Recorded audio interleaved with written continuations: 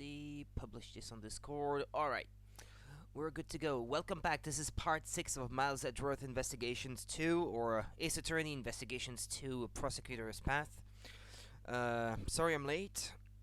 My laptop crashed while I was having dinner, and I could not even get it to boot anymore. So, I'm like 10 minutes late compared to what I said I would do, but now I'm here, and hopefully nothing bad happens midstream, and we can continue. Okay, well, let's have a look. We have detected traces of normalium from the teapot. You can't be serious. It's just like Mr. Edgeworth said. Darn it, did Mr. Edgeworth take the title of the best from me again? Mr. The Best, it seems like you have an obsession about being the best. But when you're on a case, winning and losing is of no importance. What are you saying? Obviously it's best to be the best at everything. If you can't understand that, then you have no business being a prosecutor. What? Von Karma would disagree. Please, stop harassing Sebastian. Sebastian, a person of your caliber has no need to listen to such things. Caliber? Why does she insist on convincing him that he's good when he's not? What's her deal anyway?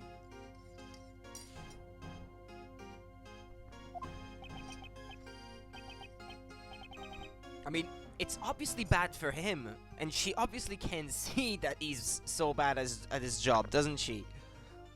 I mean, can't she? Justine, yeah, you're right. Please leave this to me. Why don't you go check on the victim's condition? Yeah, that's a great idea. I'll be right back then. Alright, I'll be waiting. Judge Courtney is much more troublesome than Mr. The Best. Well then. Miss Curator, can you tell us why normalium was discovered in the teapot? I was not aware that it contained such a chemical. I suppose it may have been an ingredient from the detergent I had used. So you're saying that you did not put it in deliberately? No, of course not. There is no way for me to have known how to create the poison gas, and yet she looks very nervous. Well, that she knew how to create the poison gas, yeah, we've already established that, so there's no doubt about it.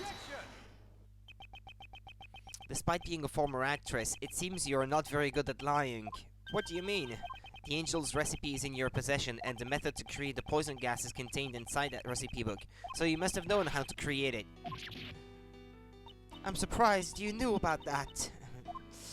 Miss Curator, is this true? It's true that information about the poison gas is contained in one of the recipes. However, just because I saw it does not mean that I was responsible for the crime. Could you tell me what set off the poison gas? It was caused by the victim heating the lids of the glass case with a burner. I see. If he locked himself in that room of his own will and then set off the poison gas, wouldn't that suggest suicide? Does she intend to deny it until the bitter end? Furthermore, I wouldn't have been able to obtain a chemical like Megatoxin X. That may be true, but you could have stolen it from someone else.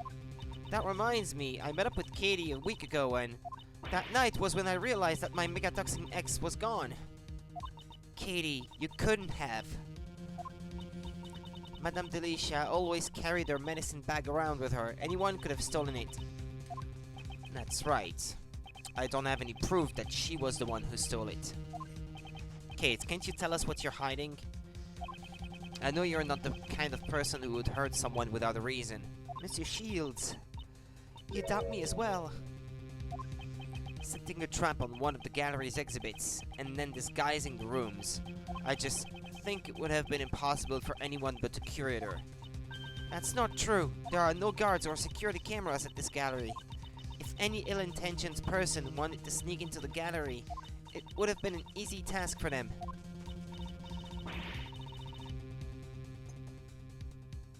Then isn't it like an all-you-can-steal buffet in here? You have to be careful, you never know when a great thief could appear. It doesn't sound like a joke when Kay says it. Actually, Monsieur Gustavia apparently entered the gallery before it opened. Well, I'm beat. Looks like Uncle Ray can't do anything to break down Kate's iron guard. This might be a good time to use the technique your old man taught me. The technique my father taught you? This case is deeply connected to the one from 18 years ago. If we just pursue the present case, it may seem like there is a lot we don't understand. But if we try turning things around, there might be a hint in the case from the past. Thinking the other way around. Did my father do that too? For example, just consider the relationship between the past case and Kate. Miss Hall melted Mr. Dover's sherbet sculptures 18 years ago. And today Mr. Dover's works are on display in this gallery. It can't be she... I see. Now I know what to ask her. Well, that's good to hear. In that case, Uncle Ray will just watch over you as you do your work. Miss Catherine Hall. 18 years ago, it seems that you melted Mr. Dover's sherbet sculptures. Yes, I was young and inexperienced, and I did something inexcusable. However, isn't that why you were able to open the Zodiac Art Gallery? I don't know what you mean. I don't understand either. Prosecutor Edgeworth, do you seek her testimony? Yes, I would like her to tell me about the Zodiac Art Gallery. I would like to know the reason you decided to open a gallery for Mr. Dover's artwork. If you insist that this is related to the case at hand, I will allow it. Miss Curator, your testimony, if you please. Very well, if that will clear your suspicions about me. Now then, please testify about the Zodiac Art Gallery.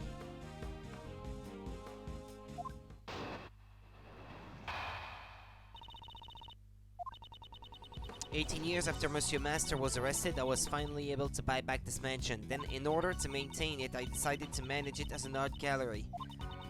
I collected Pierre Auquet's works from all over the world. After all, it was my dream to open the Zodiac Art Gallery." Yeah, you collect those pieces of art, and yet you don't seem too bothered by the fact that one of them was broken. By the way. Sorry. It's wonderful that your dream has come true. What do you think, Prosecutor Edgeworth? I don't believe there was anything strange about her testimony. Judge Courtney, I believe in the courtroom it is standard to cross-examine the witness. Wouldn't you agree it's a little too early to say that there are no contradictions? You speak like a defense attorney. Very well. Proceed as you please.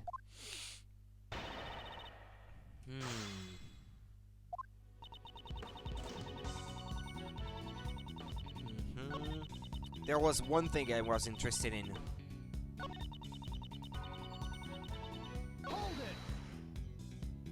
Pierre Auquet. That's Mr. Dover's alias, correct? Yes, it's the name he used when he worked as a sculptor in France. About collecting his works.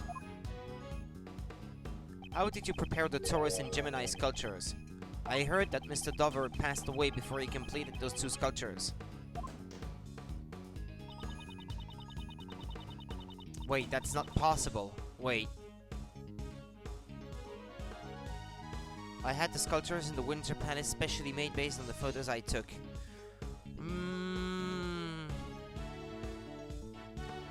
No way. Is it possible that he wasn't dead 18 years ago, since the body was never found? Could it be the picture was taken, and maybe he was not dead when the picture was taken, since after all only she would have seen the body, I guess?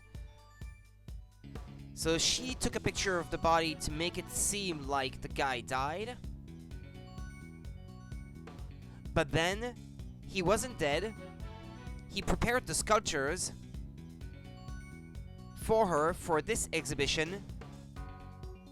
But then the other guy, mustache guy with the scar, Gustavia, found out about it and killed Dover for what happened years prior, for double-crossing him in the previous contest, I guess. Could it be? Could you tell us about that in more detail?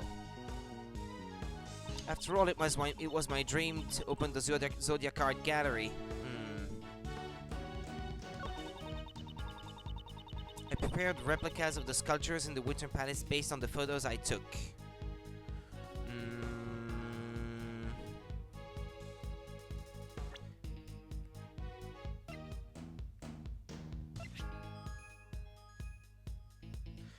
Yeah, but there was blood in it. How could there have been blood in it?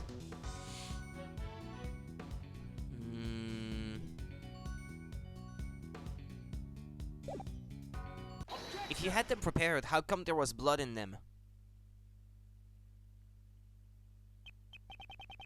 No. Not only I had problems with my laptop earlier, but now it's my internet connection that's acting up. Okay, it seems to be back to normal. Nope, I spoke too quick.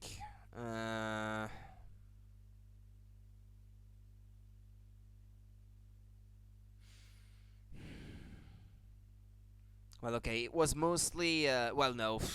Jeez, it comes back, then it goes away, it comes back and it goes away. I might actually get to disconnect it completely this time.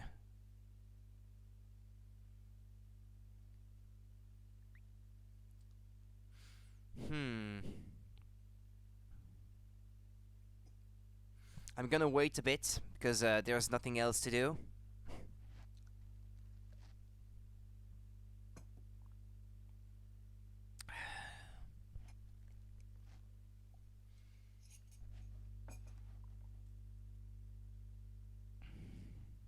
Let's see. We appear to be back to normal, but for how long? That remains to be seen. Alright.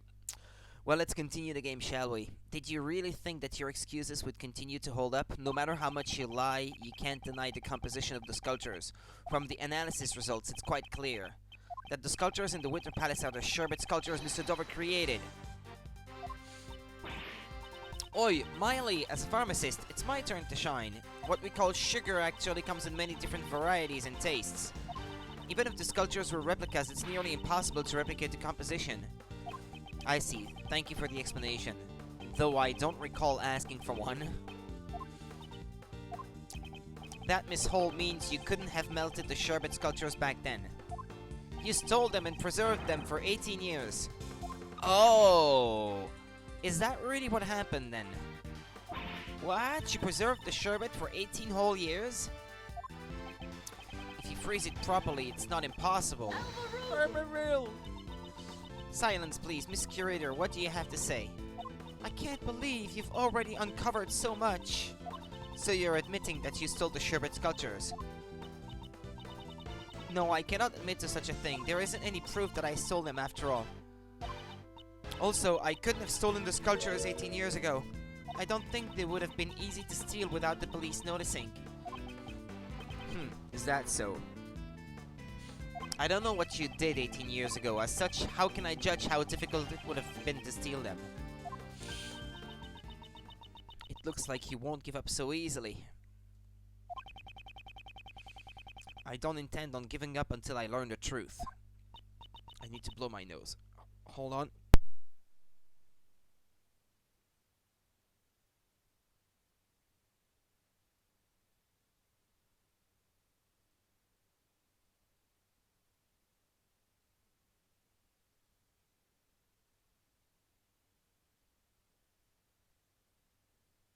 Pardon me.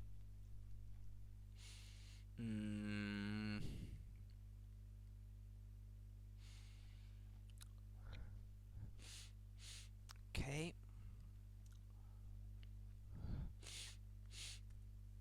Alright, sorry. I understand that I shall tell you what I did 18 years ago.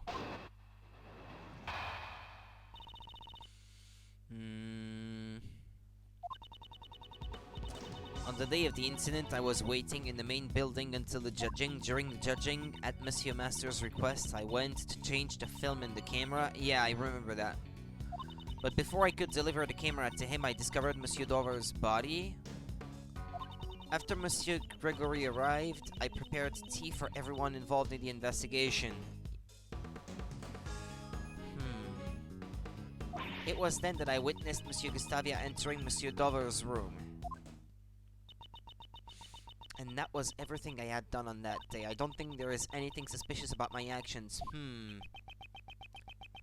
There's a couple things I want to press on there. Mr. Edgeworth, were there any contradictions in her testimony? For now, I should just prove that she stole the sculptures. But when could Miss Hall have stolen them?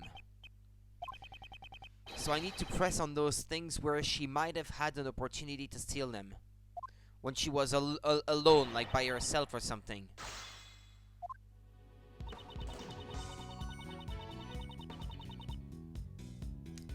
Were you by yourself? What were you doing before the judging began? I was in my room on the second floor practicing my dancing.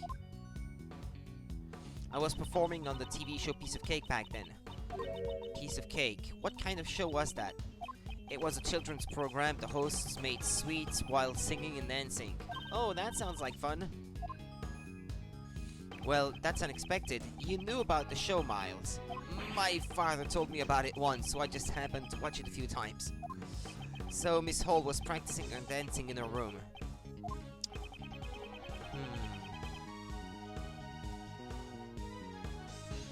I don't know yet, so...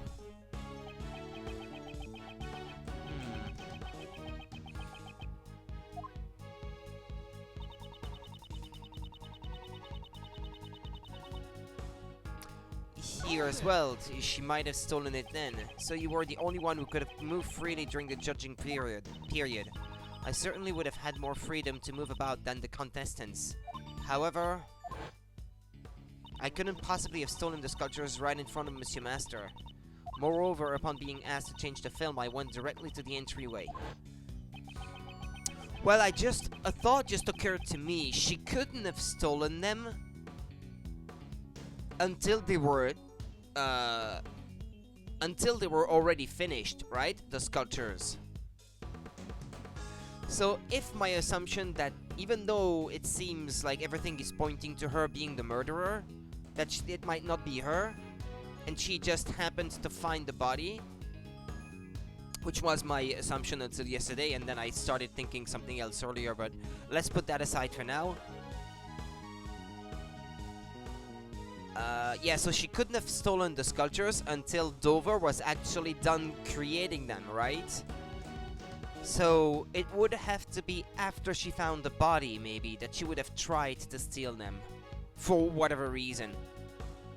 Maybe just because they were creations of Pierre okay. At Mr. Master's request, she wanted to change the film and the camera. Nah, I don't think it would have been then. But before I could deliver the camera to him, I discovered Monsieur Dover's body. After Monsieur Gregory arrived, I prepared tea for everyone involved in the investigation. That would have been a good moment for her to do it. Right after she found the body. After all, if she is really a collector of all the works of the guy, those statues being made of sherbet being the last thing that he ever created, it would make sense that she would want to keep them, in my opinion. Did you do so in... Although, having said that, she didn't seem all that concerned about the teapot breaking the day before. But maybe she just put on an act because maybe she was relieved because then we wouldn't have been able to find the traces of the normalium in it. So that could explain it too. But I can't be sure 100% of any of all those conjectures. Did you do so in the same manner as today? Yes, I poured tea for everyone working on the investigation. Now that you mention it, Uncle Ray also got some tea from you that day. Kate was pushing her service cart back and forth from the patio to the main building. That might have been how she moved the statues, hidden under the sheet that was covering the cart. Since we already know that this is probably how she moved stuff around in the present day. Well, I remember your old man singing praises to our Ceylon tea. And he also said something about how the saucer was chilled. There we go. The statue was hidden underneath and it was chilled because the statue made of ice was underneath, so the surface of the of the service cart was chili, obviously.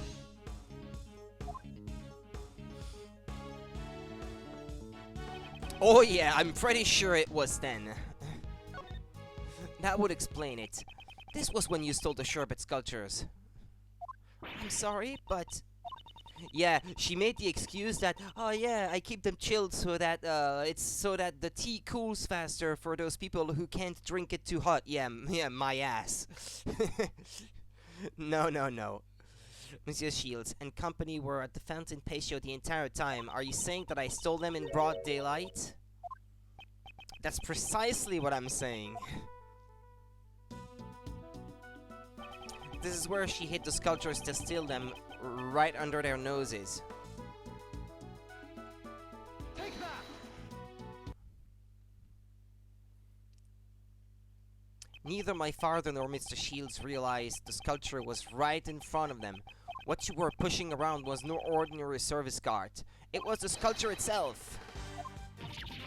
Overruled! But surely that would still be impossible. If she placed the sculptures on the service cart, people would notice immediately. It was covered by the sheet.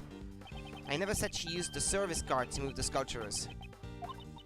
Well, yeah, it's that other one, the lift cart or something like that. What do you mean? Then what did she use to move the sculptures around?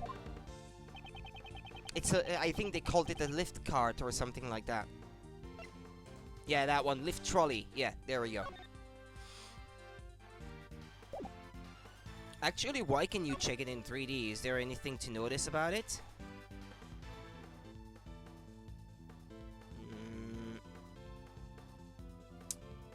Ah, yeah, this is the piston that is used to tilt the plate of the lift trolley, if that makes sense. Well, yeah. Anyway, yeah, this is it. Take that! And this is the lift trolley Mr. Dover used 18 years ago to move his sherbet sculptures. It seems the same lift trolley lies here in the fountain patio.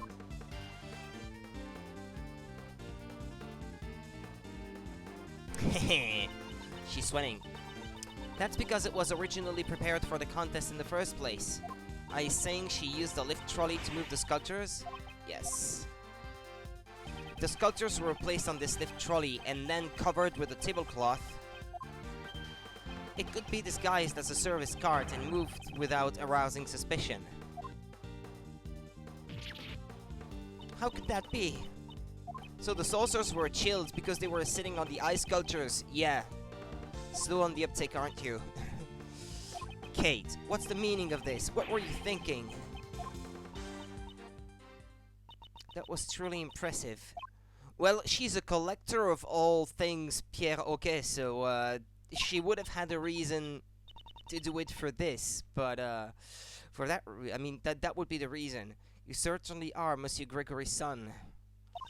After 18 years, it's hard to imagine any proof that I stole the sculpture's remains, but I knew it was only a matter of time until I was suspected. That still doesn't mean that she killed them, though. Miss Curator, does this mean you admit to stealing the sculptures 18 years ago, anyway? Okay. It's just as Monsieur Edgeworth says. I disguised the lift trolley as a service cart, and I served tea as I made my way back and forth. That wasn't all. I also took the ice block with all the star clusters on it. An ice block with stars clusters on it. That seems familiar. A giant block of ice is being displayed here. It appears to be quite heavy. No, the inside must be hollow. The Winter Palace is a reproduction of Mr. Dover's room from 18 years ago. Because they had melted, my father never got the chance to see them. But those blocks of ice were also originally from Dover's sherbet salon. The two sculptures and the 2 blocks of ice. I took everything I could. And then I placed empty glass cases in Monsieur Dover's room. The sculptures were all encased in glass to preserve their fine details. But the ice blocks were being displayed as they were. As per the rules, we prepared the glass cases for Mr. Dover. So it would have been easy for her to prepare the glass cases. In Monsieur Dover's there were some sculptures that were still unfinished. I thought if I melted them, it would look like the ones I stole had melted too. So everything you see in the Winter Palace are all original works from 18 years ago. Miss Hall, it didn't take much to get her to confess. Then she must know. She knows it isn't enough to try her in court. That is all I have to say, but even though I admit to stealing the sculptures, you can't arrest me for it. What do you mean by that? Heavens. You're assisting an investigation without knowing this much. Statute of Limitations, yeah, right. What is it, 15 years?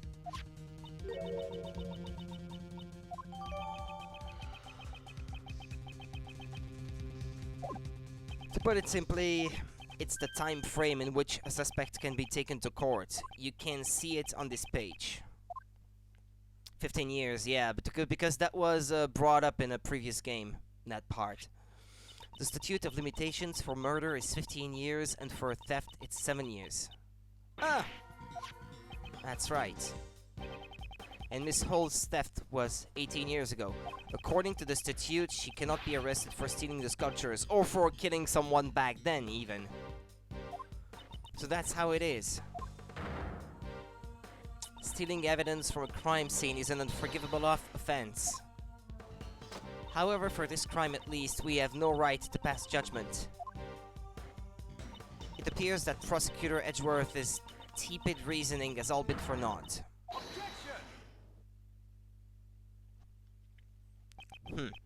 I wonder about that. I deduced Miss Hall's actions simply to expose a different crime. If she only took the sculptures, we wouldn't have found the body from 18 years ago. Are you saying that I hid Monsieur Dover's body? That's correct. Well, you or someone else anyway. But how can someone hide the body for 18 years? I would imagine it would be very difficult under normal circumstances. So you're saying the circumstances weren't normal? Are you claiming that you know where the body was hidden? When you consider Miss Hall's actions, the answer becomes obvious. 18 years ago, Miss Hall stole something more than just Sherbet sculptures. If you're so confident, I would like to hear your answer. Where did Miss Hall hide the body? What I thought yesterday it might be in one of the ice sculpture, but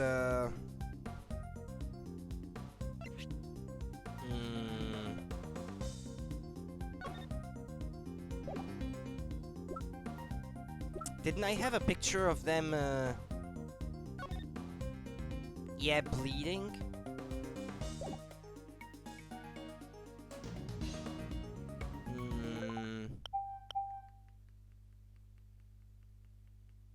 Well, seemingly bleeding, anyway.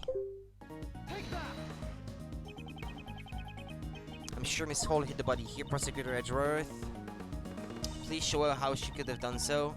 Well, isn't it obvious? No, okay, yeah, it's obvious. What's obvious is that this is not the right answer, okay. But in ice, anyway.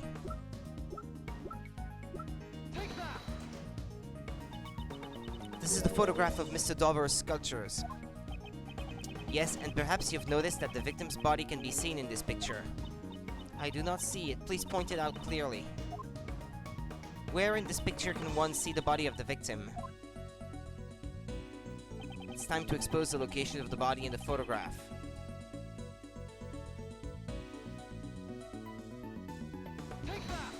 The one that's wrapped in the cloth, right?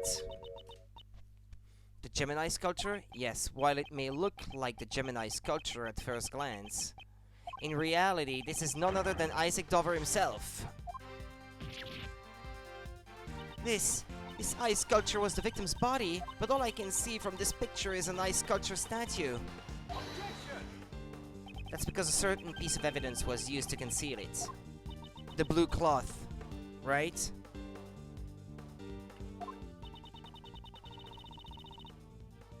Yeah, fluorescent cloth. This is the cloth that was covering the sculptures in the Autumn Palace. This cloth manipulates light. With it, it's entirely possible to make something look like ice. Isn't that right, Delicia? Yes, see. When it glows red, it's like a raging inferno, and when it glows blue, you can almost feel the glittering cool ice. Never rule. That cloth will only emit light when it is attached to a special device. Judge Courtney, look closely at the picture one more time. The device is right there. Beneath the Gemini case lies a box-shaped object attached to the pedestal. This is a rainbow light device. Detective Gumshoe reported one in the Winter Palace. This is a device that went missing 18 years ago. Originally, it would have been attached to the cloth inside the glass case. Naturally, Miss Hall took the device with her when she moved the sculptures. By using the rainbow light device to make the fluorescent cloth glow, Mr. Dover's body was made to look like an ice sculpture. That's ridiculous. So then, when Uncle Ray took a photo of the Winter Palace, that's right, the body had been in front of us all along, disguised as Gemini. However, the body and the fluorescent cloth were both discovered in the fountain. If the ice sculpture was the body, we would have found it in the Winter Palace. If we had found it there, her trick would have been revealed immediately. Miss Hall moved the body out of the Winter Palace to prevent us from discovering it.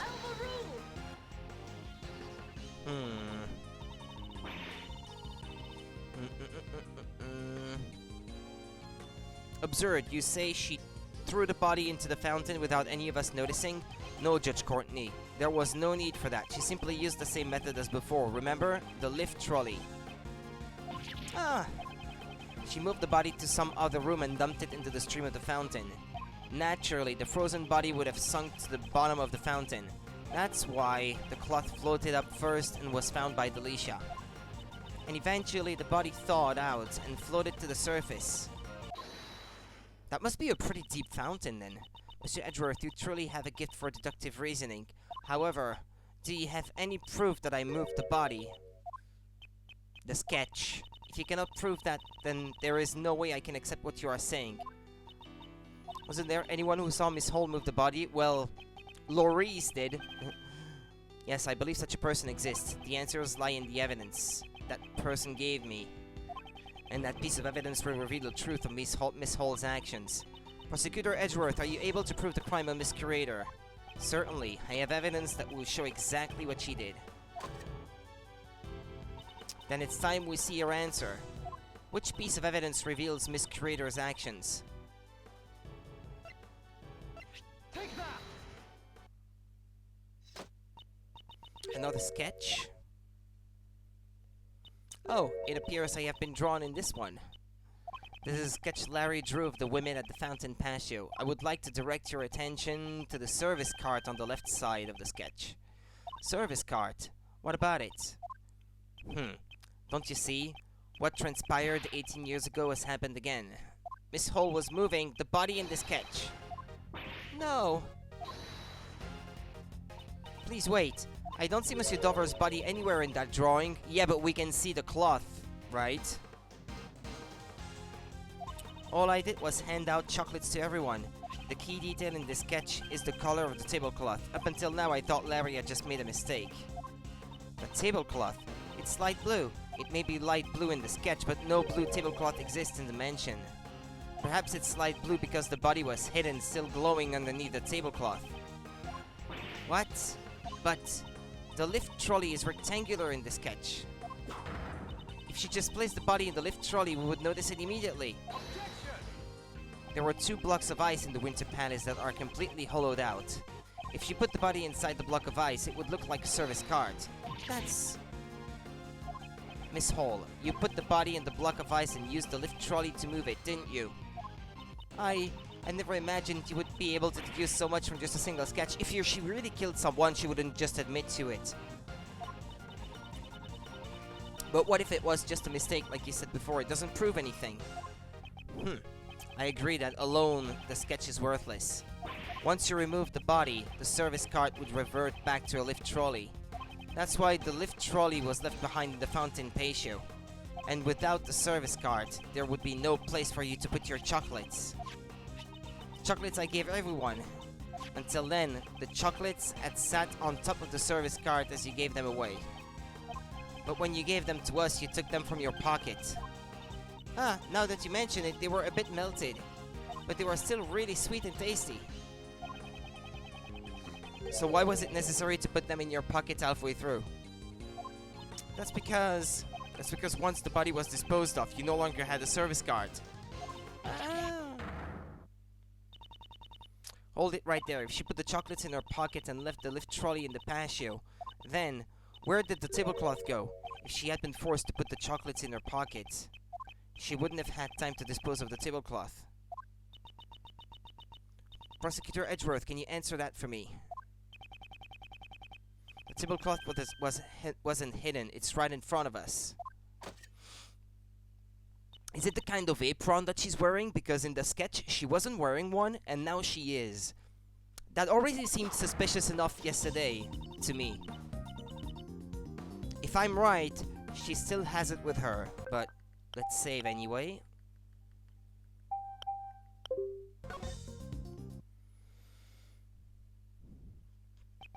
Isn't it obvious? Miss Hall is carrying it with her out in the open. It is the apron, then. Because where else would it be?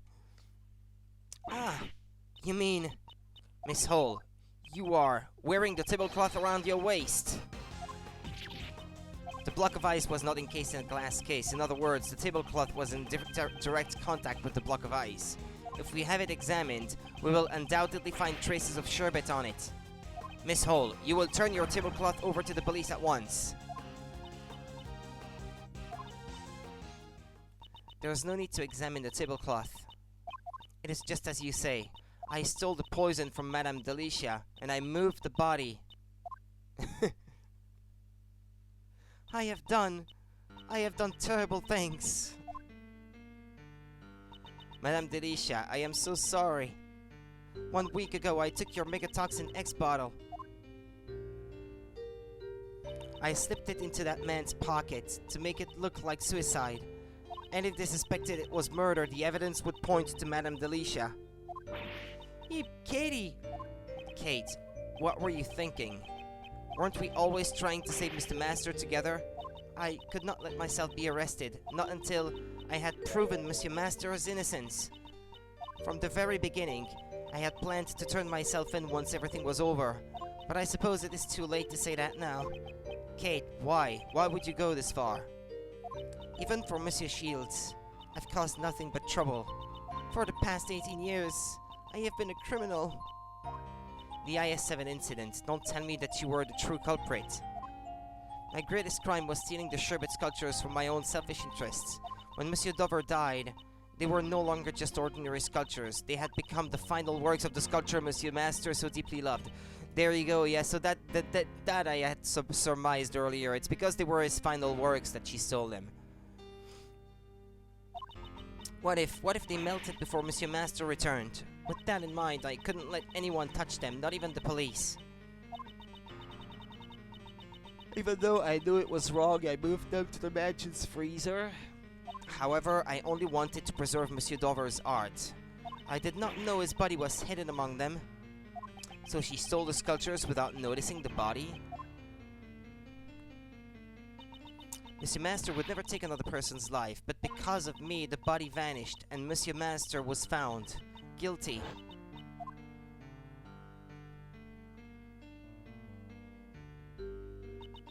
That kind man, he treated someone like me as family. He meant more to me than anyone else, and yet...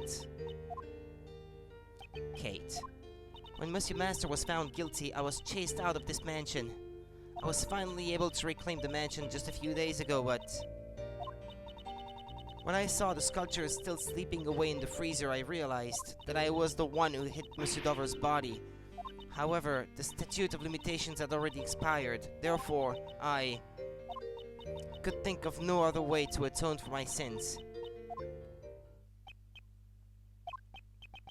It appears I have misunderstood her. It seems she caused this entire incident in order to save Mr. Master. What you thinking about, Mr. Edgeworth? There is one thing that has been bothering me this whole time. Why the poison? Why would Miss Hall plan a murder with such an uncertain method like poison gas? And the reason she disguised the Autumn Palace to look like the Winter Palace was to make those involved in the incident 18 years ago confuse the two rooms. I wonder what Kate was trying to accomplish. She was trying to prove Mr. Master's innocence. In that case, Miss Hall's true objective was to find the true culprit? If it is for Mr. Master, what else could it be? Perhaps she was trying to find the true culprit. Miss Hall, were you trying to prove Mr. Master's innocence? You wanted to reveal the true culprit and have the police find the body from 18 years ago? Was that not your true goal? By displaying those sculptures, you'd attract those involved in the past incident. Only 2 people would know where the body was hidden, you and the true culprit. And the true culprit had to be someone who was there 18 years ago, so either Delicia or that Gustavia guy. And the fact that he has been out of the equation up until now kinda suggests to me that it might be him. The culprit would have panicked, knowing that the body would be displayed publicly. Yes, and if the culprit really showed up, there's a risk they'd erase their tracks. In the worst case scenario, they might have even stolen the body. So how could she protect the evidence while simultaneously luring in the culprit? I see, that's why she made the Autumn Palace look like the Winter Palace. Yes, and then, Miss Hall, you must have thought, whoever opens the business case, believing it to be the Gemini case, must be the true culprit of the IS-7 incident. So that's why. But that means that person is the true culprit. Overruled! Please, wait a moment. Prosecutor Edgeworth, do you realize what you're saying? Do you intend to accuse that person of being the culprit behind the IS-7 incident? Miss Hall was trying to trap the true culprit. If so, wouldn't the person who fell for the trap be the true culprit? However, I have no evidence to back up my claims. If I make a formal accusation without any proof, it will not end well. Should I announce the true killer of Isaac Dover? Well, it seems pretty obvious now. What I should do is reveal the truth. In that case, there is no need to hesitate. Yes, that's correct. Judge Courtney, I indict this person as the true culprit behind the IS-7 incident. Mustache guy. Take that! Dane Gustavia, who fell victim to the poison gas, is the true culprit of the IS-7 incident? Well, he can't be judged for it anyway, as far as I know. Guess he is. Mr. Gustavia.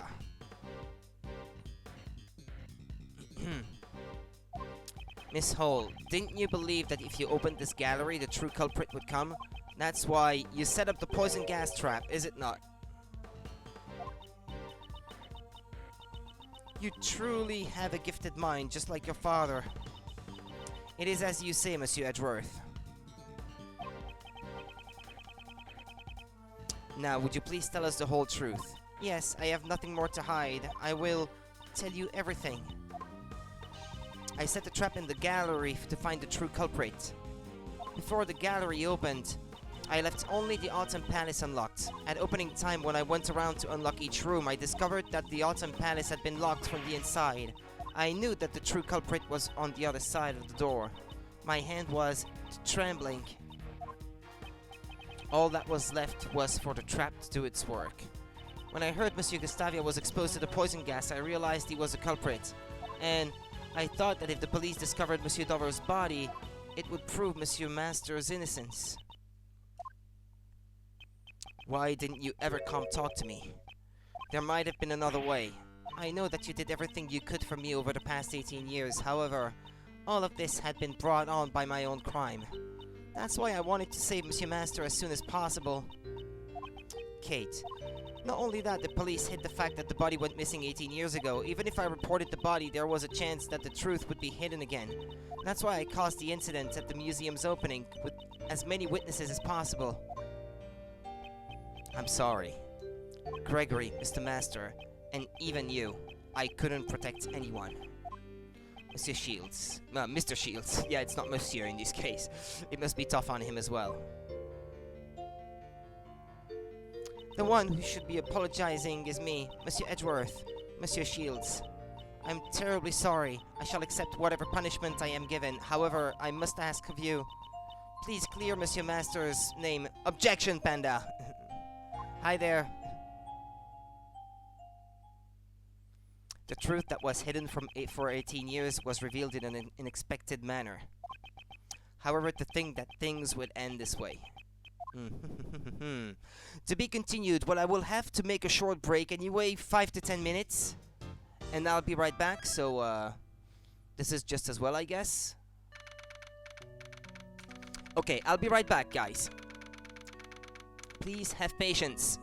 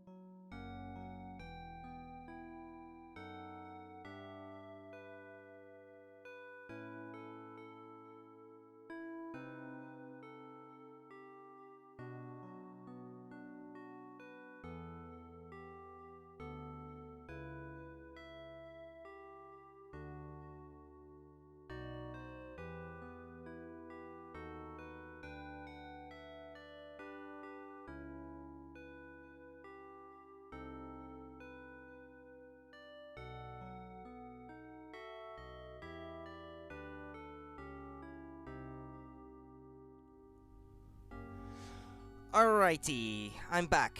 Let's finish this case, shall we? I can't be too far from the end now.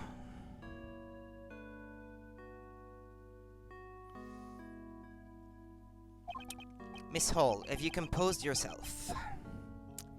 Thanks, Panda. Yes, what you did, no matter the reason, was unforgivable. Well, I think she couldn't care less about being forgiven or not, as long as she doesn't go to prison. Unforgivable.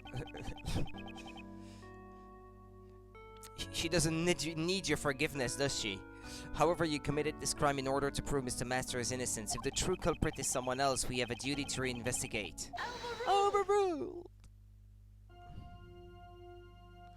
No false evidence from the IS-7 incident remains in the official case files. Moreover, there is no evidence to lend credence to Miss Hall's testimony. We should first arrest Miss Hall as the culprit behind today's incident. We cannot be certain that all the case files are accurate. After all, the prosecutor in the case has a history of forging evidence. Are you suggesting that the PIC overlooked such a prosecutor? Oh yeah! Definitely. That's none of my concern. The truth is that evidence was falsified. And the fact that Dover's body from 18 years ago was just discovered proves it. Prosecutor Edgeworth, I can see remnants of Prosecutor Von Karma within you. What did you say? You tried to deceive the PIC and fabricate the truth.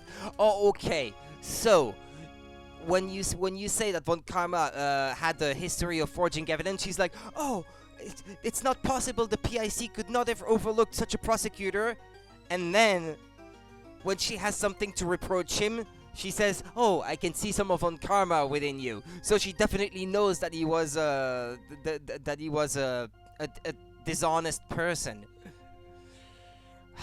You tried to deceive the PIC and fabricate the truth. Let me inform you of my, or rather, the PIC's logic.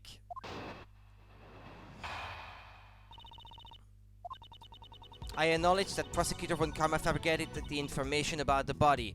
Oh, yeah, and 2 minutes ago you said that the PIC could not have overlooked someone like that? Come on. However, he successfully convicted Mr. Master as an accomplice. I believe that the true culprit was Miss Curator herself. She even attempted to murder Mr. Gustavia today in order to pin the blame on him. No. Is that really what the PIC believes?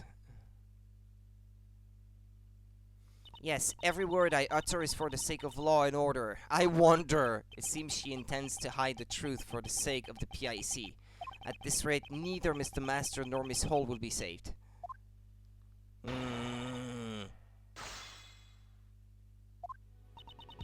I acknowledge that Prosecutor Von Karma fabricated the information about the body. However, he successfully convicted Mr. Master as an accomplice. I believe that the true culprit was Miss Curator herself. She even attempted to murder Mr. Gustavia today in order to pin the blame on him. Yeah, but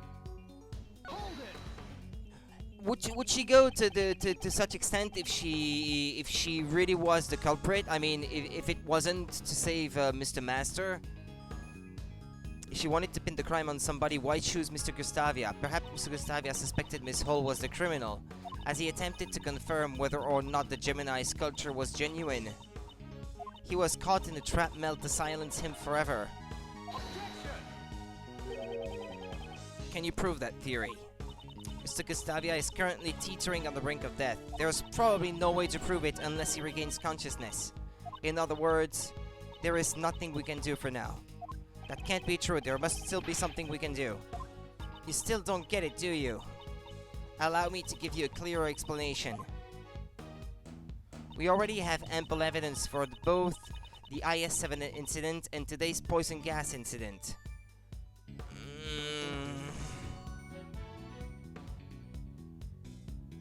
There is no need to investigate any further. Where is it? Objection! I object! There is still one piece of evidence from the IS-7 incident that remains unsettled. Take a look at this. This is the forensic results from the Gemini sculpture that melted in the Winter Palace. According to the results of the analysis, traces of someone's blood were found. Who does this blood belong to? Until we know the answer, this case is still open. There was blood mixed in with the remains of the Gemini sculpture? I heard nothing of this from Sebastian. This was a report from Detective Gumshoe. I had planned to tell Mr. the Best myself. Overruled! So even though you had no investigative authority, you still did as you please. I shall report everything that transpired today to the PIC. Oh, do it. See if I care. I will not avert my eyes from the truth, nor shall I overlook the mistakes of the past. If you wish to report my actions to the PIC, be my guest. But in exchange, I want you to let me investigate this case to the very end. It is not my place to decide such things. Yet you decide of a lot of things, it seems, that you're not supposed to be able to decide of. Hey, good news, you guys. Hey, look who's awake. Thanks to our early detection, Mr. Gustavia's life was saved. Mr. Gustavia. So, he's alive. Well, he seems to be doing perfectly well if he can still blow some candy. Would you be the ones who saved my life? Hey, Mr. Gustavia. You are. Sir Assistant, are you not? You've grown so big this time. This one is your assistant, then. No, I'm... He's an assistant candidate. And Gregory Edgeworth's son. I am Miles Edgeworth, a prosecutor. What a twist of fate. I am in your debt. It is thanks to you that I have completely recovered. She's a cool character, you think? Courtney? There's no need for thanks. Since you're alive, we can reach the truth behind the incident 18 years ago. What do you speak of? While you were unconscious, the truth has started to come to light. You may be Isaac Dover's murderer. What? Really? Miss Hall was looking for the criminal behind the events of 18 years ago. That's why she set up the poison gas in the Pisces case.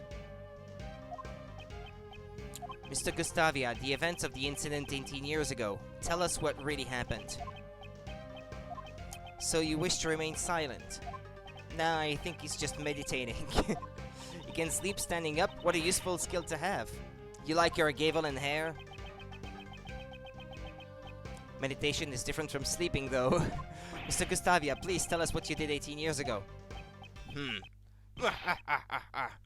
I am the criminal because I fell for the trap? That's not a very funny joke. Well, why were you trying to open the sculpture case? I'm a victim, not a culprit. Mr. Gustavia, it has not yet been made clear whether or not you are the criminal. This is only their baseless speculation. Do not concern yourself with the drivel of a prosecutor without jurisdiction. At least there is one person here who understands. My name is Justine Courtney. I am a judge. If you would like, I would be happy to assist you. Let us show Prosecutor Edgeworth the truth of 18 years ago. Understood. I shall prove my innocence to you, Sir Prosecutor. Objection! Judge Courtney, is that your answer? Do you intend to bury the truth of the IS-7 incident before it can be brought to light? I merely believe in the judgments of the goddess of law. Ultimately, those who render judgment are only human. As long as humans control the law, there is no guarantee that every verdict is correct. If you are going to help conceal the truth, I will not hold back. I'm looking forward to it. Lady Justine, what should I do now? You are being suspected because you set off the poison gas. Can you tell us the reason? Why you opened the Pisces case? Understood. I came to see Sir Dover's works from 18 years ago. However, I accidentally entered the museum a half hour before it opened. Yeah, that might not have been accidental.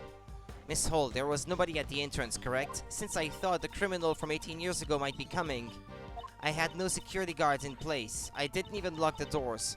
I was very busy with opening preparations, so there was nobody on the first floor. In addition, I locked every palace door aside from the autumn one. I see. This must have been done in order to lure the criminal to the Autumn Palace.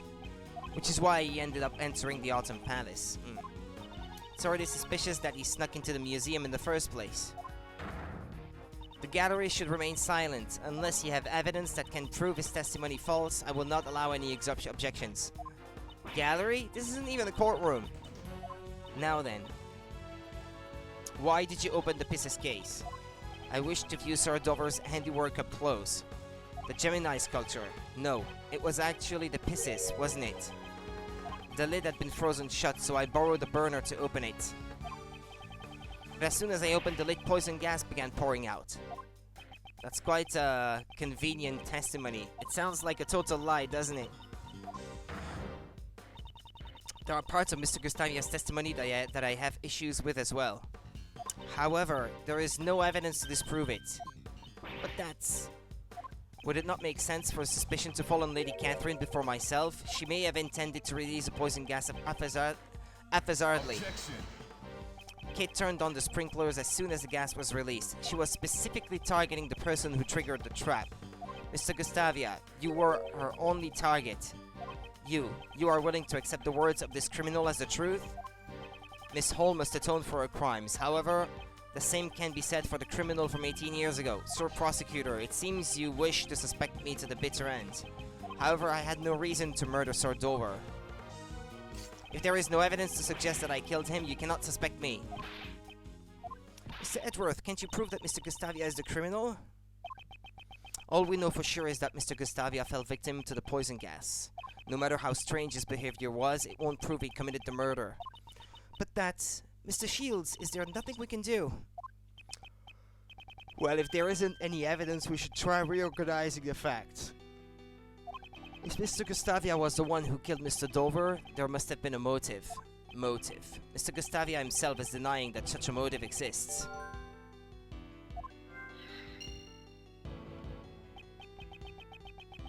It's not easy to take another person's life. 18 years ago, your old man also discussed motive with Prosecutor von Karma. You claim their collaboration is irrelevant.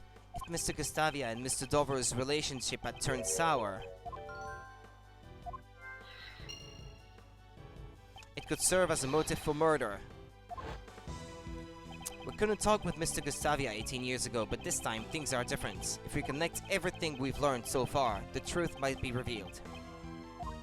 Yes, I suppose so. It seems I must re-examine the information from 18 years ago. I must recall all the details that have remained unexplained. So, the gloved finger marks on the picture frame was your doing? Delicia denied leaving the finger marks on the frame. If they were left by Mr. Gustavia, he may have been trying to view the angel's recipe. That's a lot of logic points. Monsieur Master asked me to change the film in the camera. It seemed the film he prepared in advance wasn't enough. There wasn't enough film? It seems the number of photos he took didn't match up with the amount of film remaining. Well, he told me himself it might have been just a mistake, though. The information my father collected 18 years ago was certainly not for naught. If there is no evidence, then I shall use logic to reveal the truth.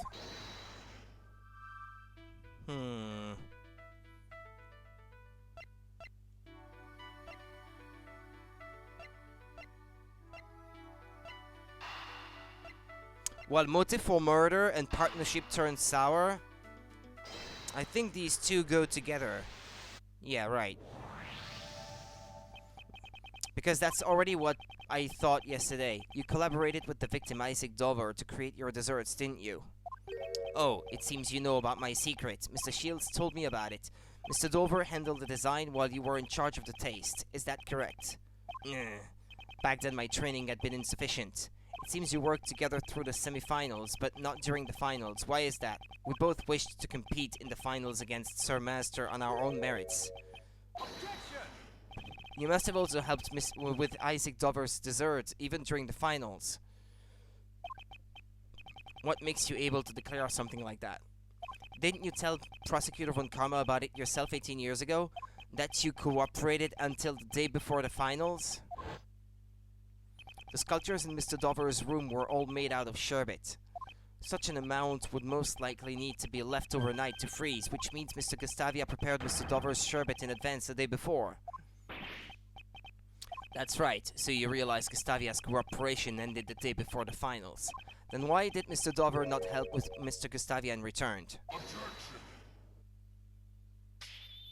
The views of the dead are of no concern to me. Why did Isaac Dover not help you in return? If there is a reason why your partnership with Isaac Dover broke down, that would be a motive for murder. That could be a possibility. However, Sir Dover and I ended our partnership peacefully. A peaceful breakup? That's hard to imagine. Not to mention, it's absurd to think that I killed Sir Dover in Sir Master's room. I couldn't have killed Sir Dover while Sir Master was also there making his desserts. In other words, there is no way I could have committed the murder. That's not true. If there was a moment when Mr. Master was absent from the room, I could prove that it was possible for Mr. Gustavia to commit the murder.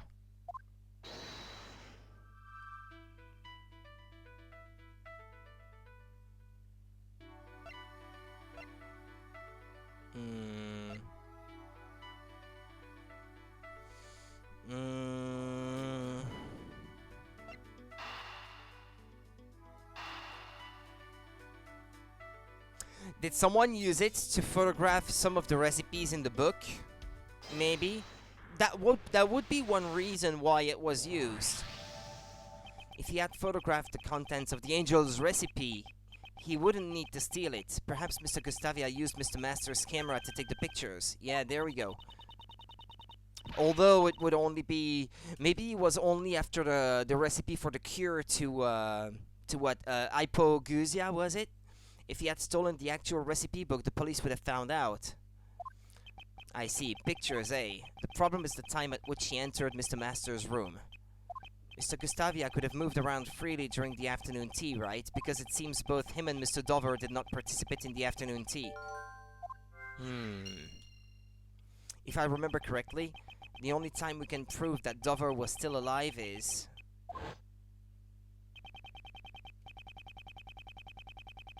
The victim was not seen as he stayed locked up in his room after the contest had begun. The only one who could have unlocked the locked rooms was Jeff Master. Wasn't the key found somewhere where it shouldn't have been? Or something like that? Was Master's desserts all that you ate? Actually, no. After the afternoon tea, I also ate Icy's desserts. After the contest began, Isaac Dover was locked up in his room. If we assume he was killed at some point before Delicia snuck into his room, then there is a high chance that he was killed before the afternoon tea was over. Well, there's only 2 left, so...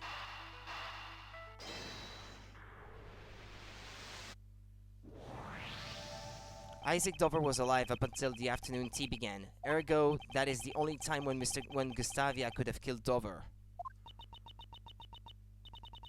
Prosecutor Edgeworth, are you satisfied? Sorry, but I am far from satisfied, because I am finally starting to see the truth behind this case.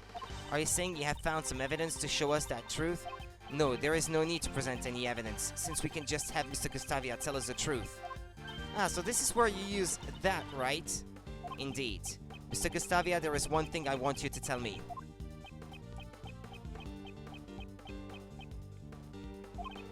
I said, Mr. Gustavia, there is one thing I want you to tell me. Oh, what is it? During the finals of the contest, you made your desserts on your own. I wanted to compete for the title of the world's greatest pastry chef on my own merits. Objection! If that was truly the case, you would have competed on your own merits from the start. I want you to tell me why it was necessary for you to cooperate with Isaac Dover. It was for the angel's recipe, what else? During the contest 18 years ago, Mr. Gustavia collaborated with Mr. Dover. I wonder, what made them decide to cooperate in the first place? That's what I need to draw out from him, but... It's gonna take some effort, it would seem. First, I'll ask about why you collaborated with Mr. Dover. The truth has been hidden for 18 years. That ends today.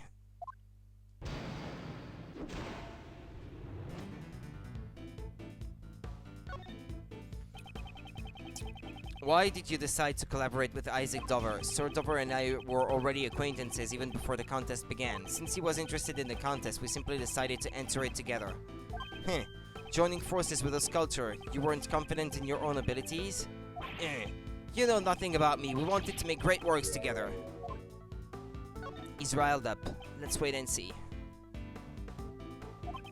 Sir Dover's son and my own attended the same elementary school. We all got along well from the start. Really?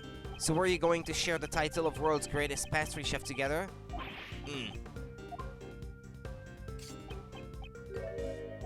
He's asleep? Wake up! Heh. As expected, he pretends to meditate when things aren't going his way. Mr. Dover was a sculptor.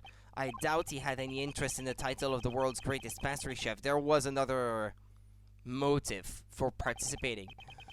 In that case, where did his true goal lie? Indeed, my goal was the title of the world's greatest pastry chef. However, Sir Dover's goal was the grand prize, the angel's recipe. I see, you cooperated because your interests were aligned. But there must have been a reason why your partnership soured. Sir Prosecutor, I am the victim of a poisoning. If you're going to suspect me in this manner, perhaps I'd better return to the infirmary. Wait a moment. In that case, you should end things soon. I am not a patient man. It seems he's trying to leave. I can't let that happen. He's still hiding something. Next, I should ask him about his true goal.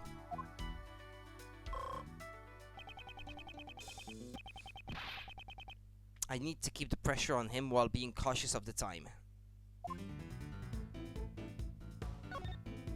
Didn't you have another goal besides the title? The title alone doesn't seem to have much value.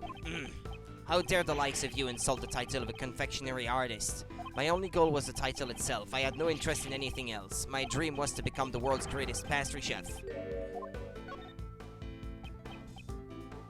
18 years ago, I was lacking in design sense. However, things are different now.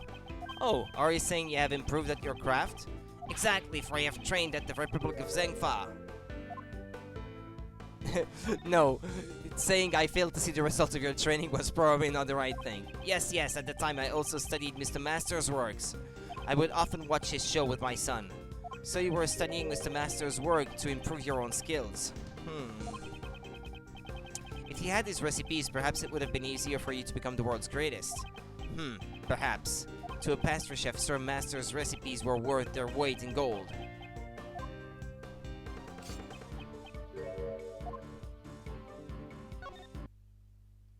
Yeah, he was interested in the angel's recipe in particular. If becoming the world's greatest pastry chef was your goal, you should have also been interested in the grand prize, the angel's recipe. The recipes of the world's greatest pastry chef. I would be lying if I said that I wasn't interested. However, I wouldn't think that simply being interested would be a problem. I wonder about that. The angel's recipe's true nature was not for making desserts, but cures. And all of the contest participants should have been aware of that. Looks like I'm getting close. He isn't meditating anymore. Now to slowly but surely drive him into a corner. Next, I'll ask what he plans to use his recipe book for. Did you intend to make recipes with it? Desserts with it? Did you intend to win the angel's recipe and use it to make desserts? Of course, if I obtained the angel's recipe, I was going to use it in my training. I hear the angel's recipe was worth a lot of money. I don't know the exact details, but that recipe book was much too valuable to be sold.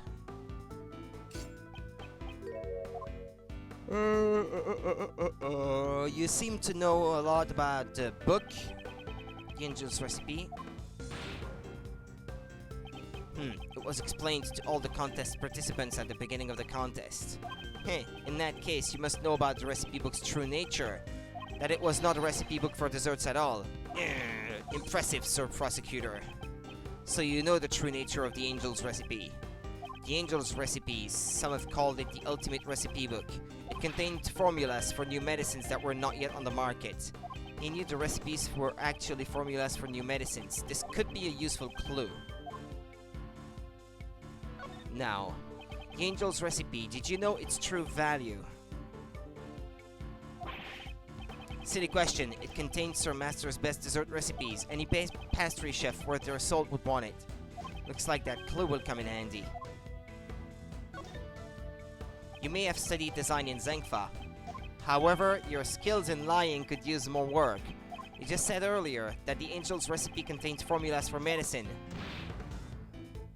You weren't interested in desserts. You wanted the medicine formulas. Did you need a new medicine? For his son, maybe. There's something weird about his son. He was brought up a few times. Now, why would a pastry chef such as yourself be so interested in medicine? Perhaps what you were really after was the information about the new medicine. No. I have underestimated you, Sir Prosecutor. Yes. My goal was more than just the title of the world's greatest pastry chef. At the time, my son was ill. I needed the recipe for the medicine. There we go. I suspected as much. Your son was ill. Tell me more about that. To protect my son's honor, I can say no more. Judging by the worried look on his face, it must have struck a nerve. Next, I need him to tell me more about his son's illness.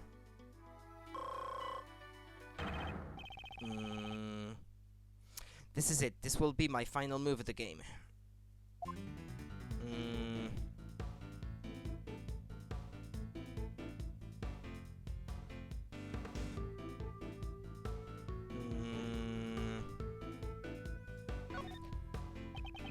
What kind of person was your son? Ah, my boy. He loved the desserts I made. Did you enter the contest solely for your son? Sir Prosecutor, you could never understand the feelings a father has for his son. I wanted nothing more than to cure my boy's illness.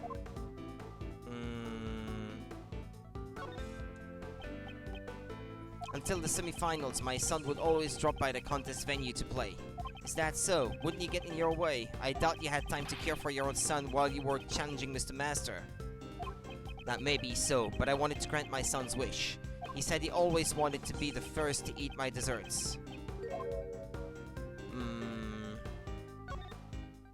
About your son, if he was so sick, wouldn't it be difficult for him to come and play with you? Yeah, that sounds like that would be the case, right? My son's illness, it wasn't life-threatening. That might serve as a clue.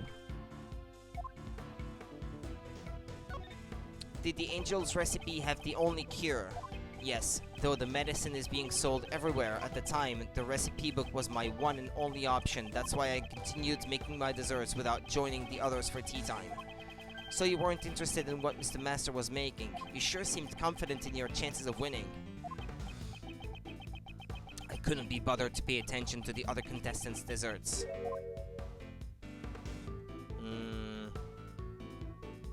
You had interest, didn't you?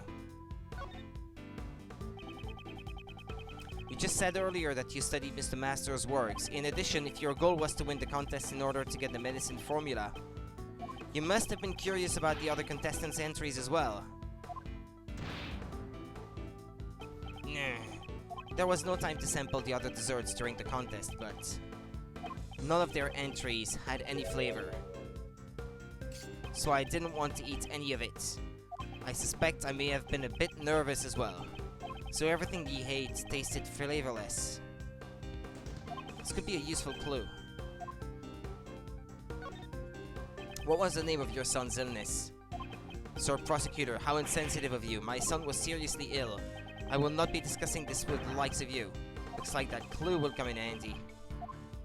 But the illness wasn't life-threatening. You told me your son's illness was not life-threatening. Is there really a need to be so secretive about it?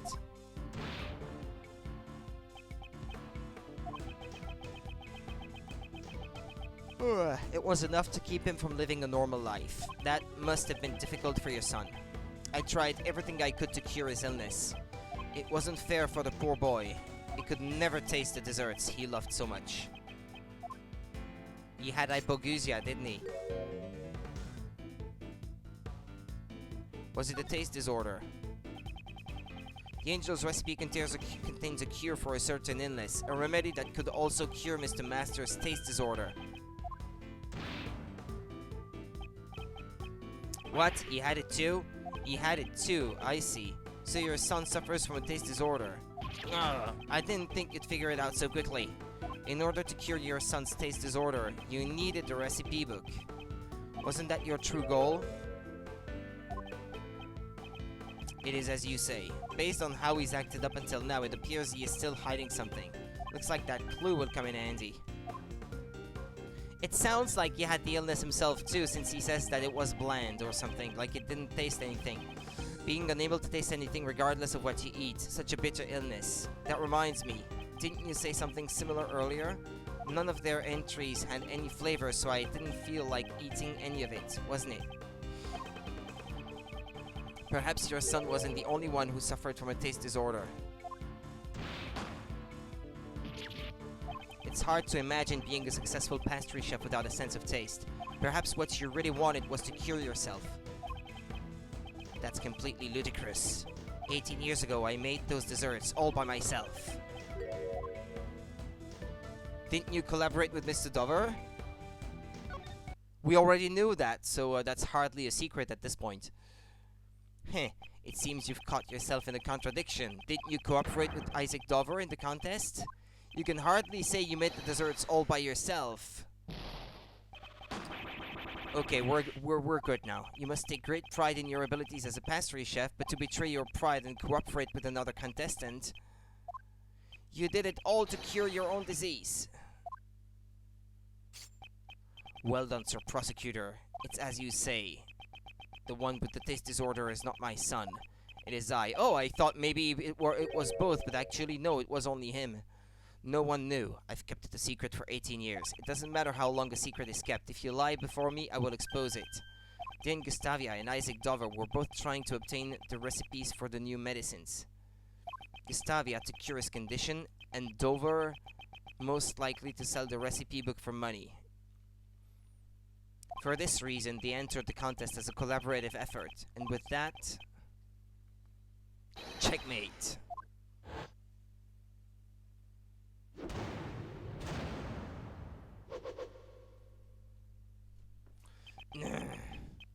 I have never told this to anyone. Well done. As you say, I developed a taste disorder 18 years ago. Taste disorder? It was a severe disorder. I was unable to discern any flavor at all. It's the one illness a pastry chef dreads above all. The symptoms sound a bit different from Mr. Master's taste disorder. Mr. Master's condition is known as hypogeusia. It simply causes a decreased sensitivity to certain specific flavors. I'm sure it has caused Sir Master much pain too. After all, no medication was available to cure it 18 years ago. In order to cure your taste disorder, you would need Mr. Master's angel recipe. And that's why you entered the contest, am I correct? That was one of my goals, but I still had my sights set on the title of World's Greatest. When it comes to making desserts, I won't lose to anyone. Even without the ability to taste, I still have the utmost confidence in my flavors. Oh, so I presume you also prepared your dessert in the finals with the intent to win. That goes without saying. According to what Mr. Shields told us earlier, the evaluation of Mr. Gustavia's entry was... Up until the semifinals, Mr. Gustavia's flavors and design were to my liking. Unfortunately, both the taste and appearance of his finals entry left much to be desired. Is it possible that they both contracted the illness at the same time? If so, why? That can hardly be a coincidence, right? Give me a few minutes. Well, 1 minute.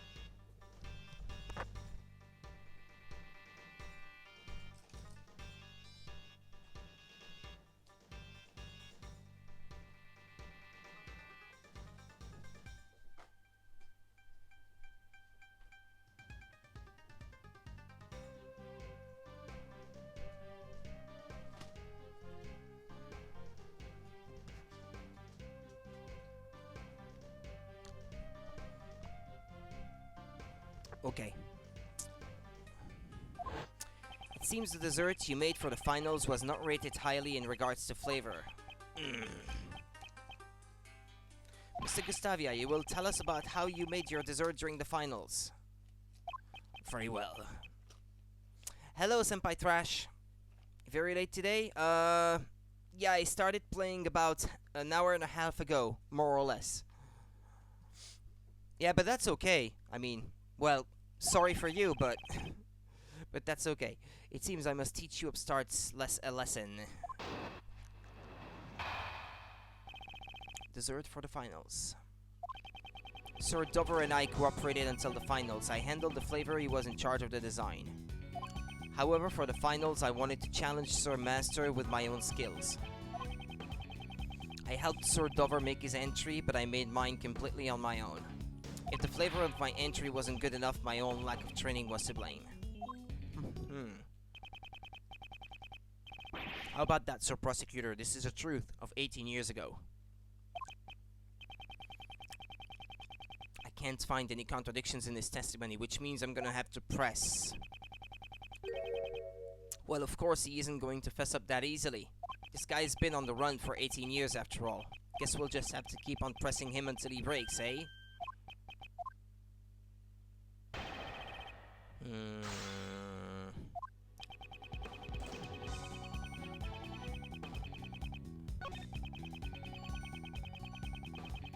Well, that's what he says.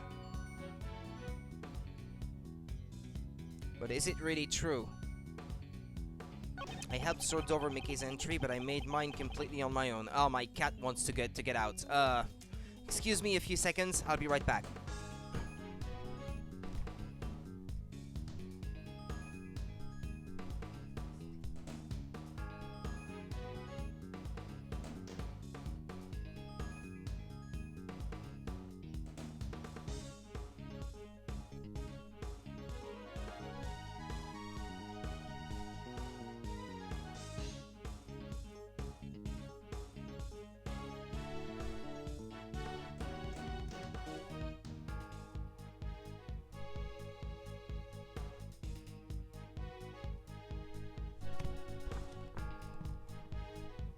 Okay, sorry.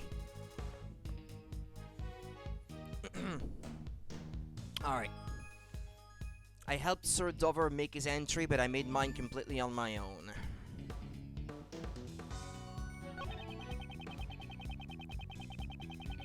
If the flavor of my entry wasn't good enough, my own lack of training was to blame. Well, I wonder if maybe he didn't have his disorder when he started, but it manifested sometime between the semifinals and the finals. Up until the finals, I heard that you received high praise for the flavor of your desserts. Was there some sort of accident during the finals?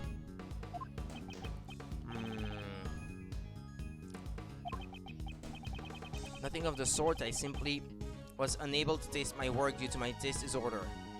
How was it that it was good before then? My intuition must have been off, that's all.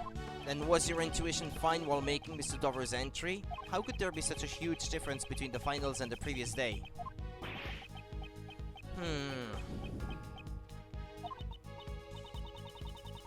We're not getting anywhere at this rate.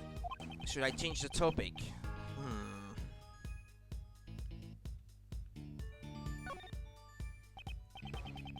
So you're sure there wasn't anything different between the semifinals and the finals? Yes, that's right. Aside from not cooperating with Sir Dover, the finals weren't much different from the semifinals.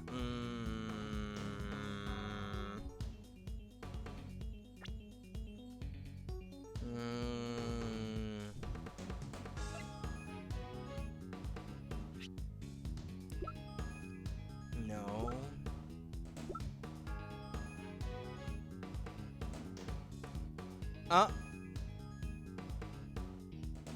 Something about the sun being there until the finals, but not after, apparently. Well, that would have been different. There was another difference between the semifinals and finals. This photo depicts your son. We know he came to visit you up until the finals. That is correct. What does that have to do with anything? Your son, who always came to see you through the semi-finals, was not present for the finals. Why is that anyway? I wonder why. And then it was only in the finals that your flavor judged poorly. Because his son was tasting it. But why did the son stop coming though? I don't believe this to be a mere coincidence.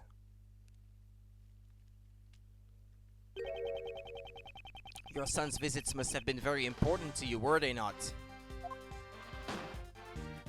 A father can work miracles when his son is watching.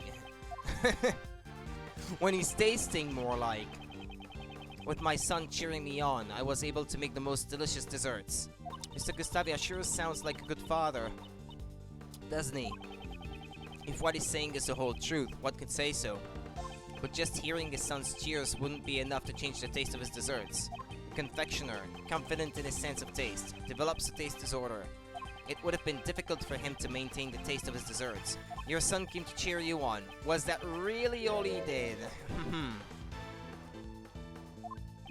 You seem very doubtful, Sir Prosecutor. In that case, I'll turn this around and ask you. What else could my elementary school son have done besides cheer me on? Tasted them for you and tell you if they were good enough or not? I'm sure your elementary school son would have remembered the taste of your desserts. Of course, my son always loved my desserts. In that case, he would have been able to test your desserts in your place. What did you say? Earlier, you told us that you have a taste disorder. So it was just a coincidence that he happened to have the same disorder as Mr. Master? I've never told this to anyone. Well done. As you say, I developed that taste disorder 18 years ago. Yeah, that was a flashback. No one else knew about your taste disorder. If Mr. Dover had found out, he would have ended your partnership. After all, you were in charge of the flavor.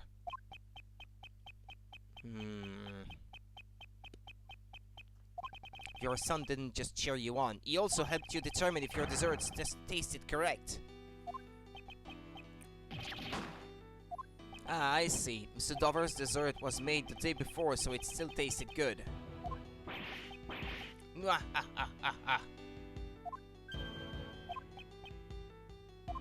What you are saying is quite amusing, Sir Prosecutor. You say that my elementary school son assisted me as a taste tester? You are insulting my pride. Your pride? I couldn't care less about your pride. It's true, I had no sense of design 18 years ago. However, I won't lose to anyone when it comes to flavor. You claim I would cast aside my pride and rely on my son? Don't get carried away with your foolish conjecture, you upstart. Well, if there was a cure to your disorder being at play as the reward for the contest, I'd say you would probably cast your pride aside, just for that.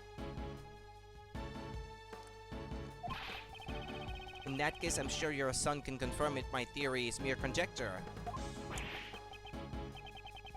Unfortunately for you, I no longer have a son. What? After my taste disorder was cured, I went to training Zengfai immediately. During that time, I severed all ties with my son. What? Don't tell me you would even abandon your own son? That's not all. Even today, the whereabouts of his son are still unknown. The police have been searching, but they haven't been able to find any traces of him.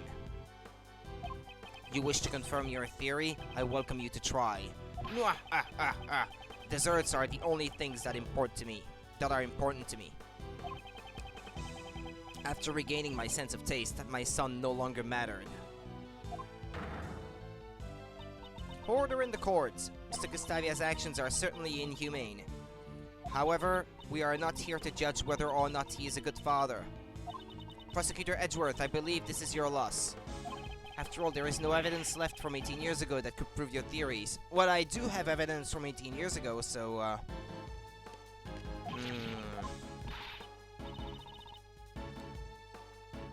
Mr. Edgeworth, is there nothing we can do? At this rate, we'll never find out the truth. Detective Gumshoe, where are those results? I wonder whose blood it could have been. I've asked forensics to look into it, sir. This guy makes my dad seem like a shining star? Who? Gustavia? I entrusted Detective Gumshoe with the last piece of evidence. If only I knew who that blood belonged to. Well, I'm sorry if your dad was even worse than that, then, senpai.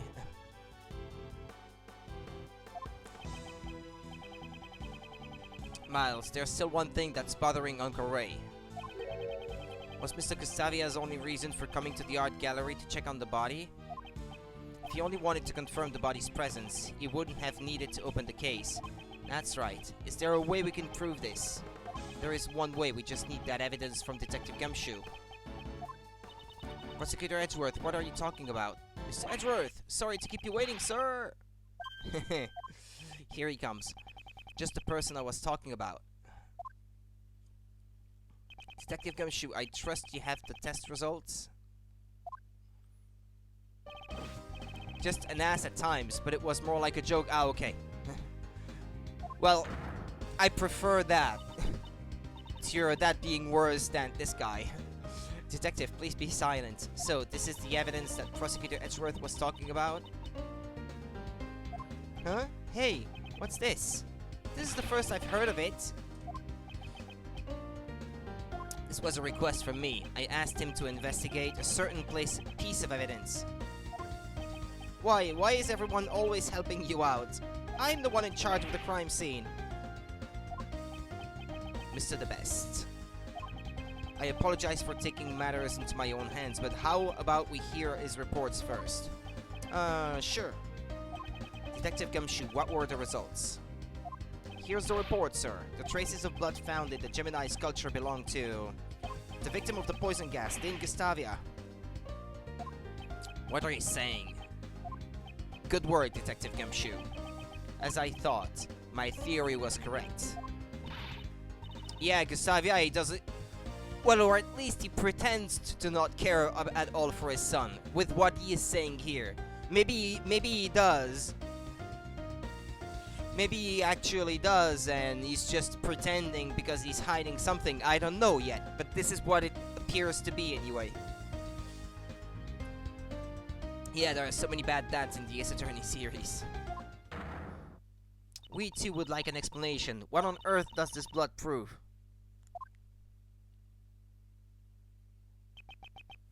This blood is something the culprit of the IS-7 incident tried to conceal. Hi, Jeff. It can't be. This blood was found inside the glass case of the Gemini sculpture. In other words, your blood was found alongside Mr. Dover's body. Overruled! Why would Mr. Gustavia's blood be in a place like that? Stop pretending like that you don't understand. If you intend to remain silent, then I'll reveal the truth myself. In the Gemini case, aside from the blood, we also found traces of salt and sugar. Salt and blood? And only one of Mr. Dover's sherbet desserts tasted salty. Courtney getting destroyed. Well, I hope so.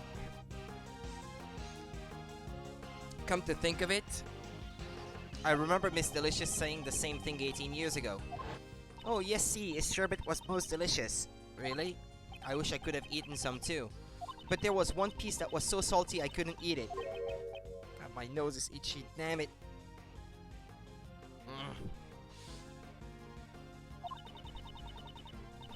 That's right here in this photo, it was a part of that leer. That's the leer from the Gemini constellation. Exactly. For some reason, salt had been mixed into the leer. No other traces of salt were found in Dover's room. In that case, please explain. Where did the salt detected in the leer come from? Pardon me. Well, the rock salt lamp, what else? This is salt.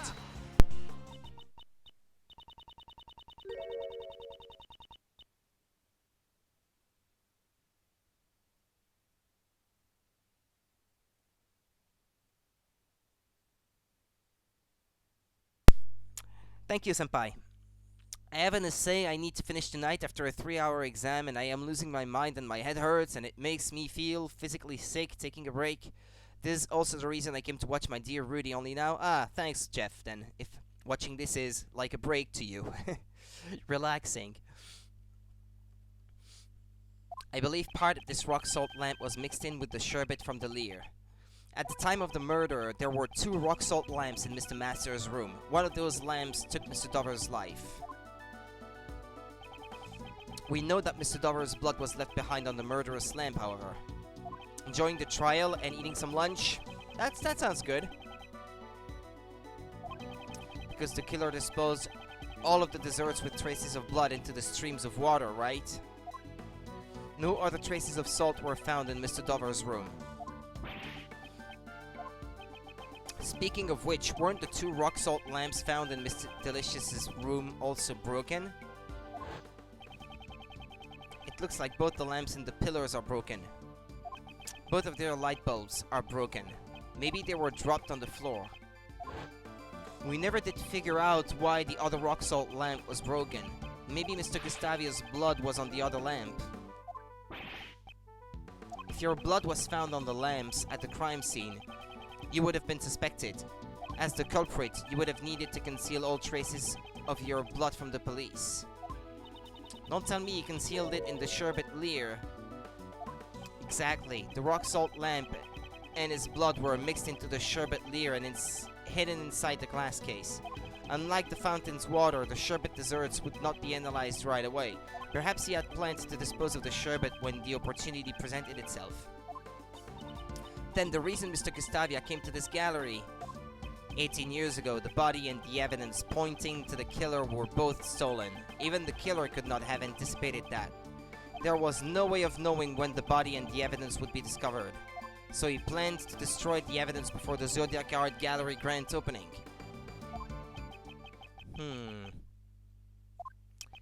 Dane Gustavia, isn't it about time you confessed? You are the true culprit of the IS-7 incident. He's not about to confess now, I think. Maybe I need more. Monsieur Gustavia, you're the reason Monsieur Master is...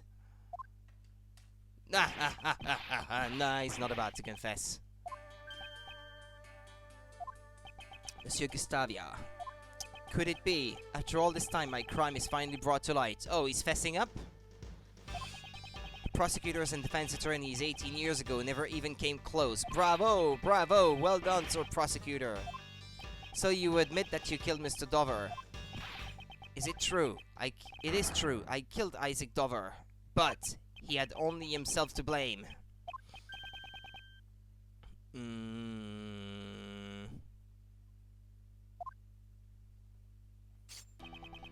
Dover and I worked together in order to win the contest, no matter who won. We agreed that we'd share the Angel's recipe, but on the day of the finals, he stabbed me in the back. Sir Dover, this isn't what we agreed to. I'm sorry, Gustavia. The deal is off. What? But I made your desserts for you. I'm the reason you got this far. And what of it? Can you prove that you assisted me in any way?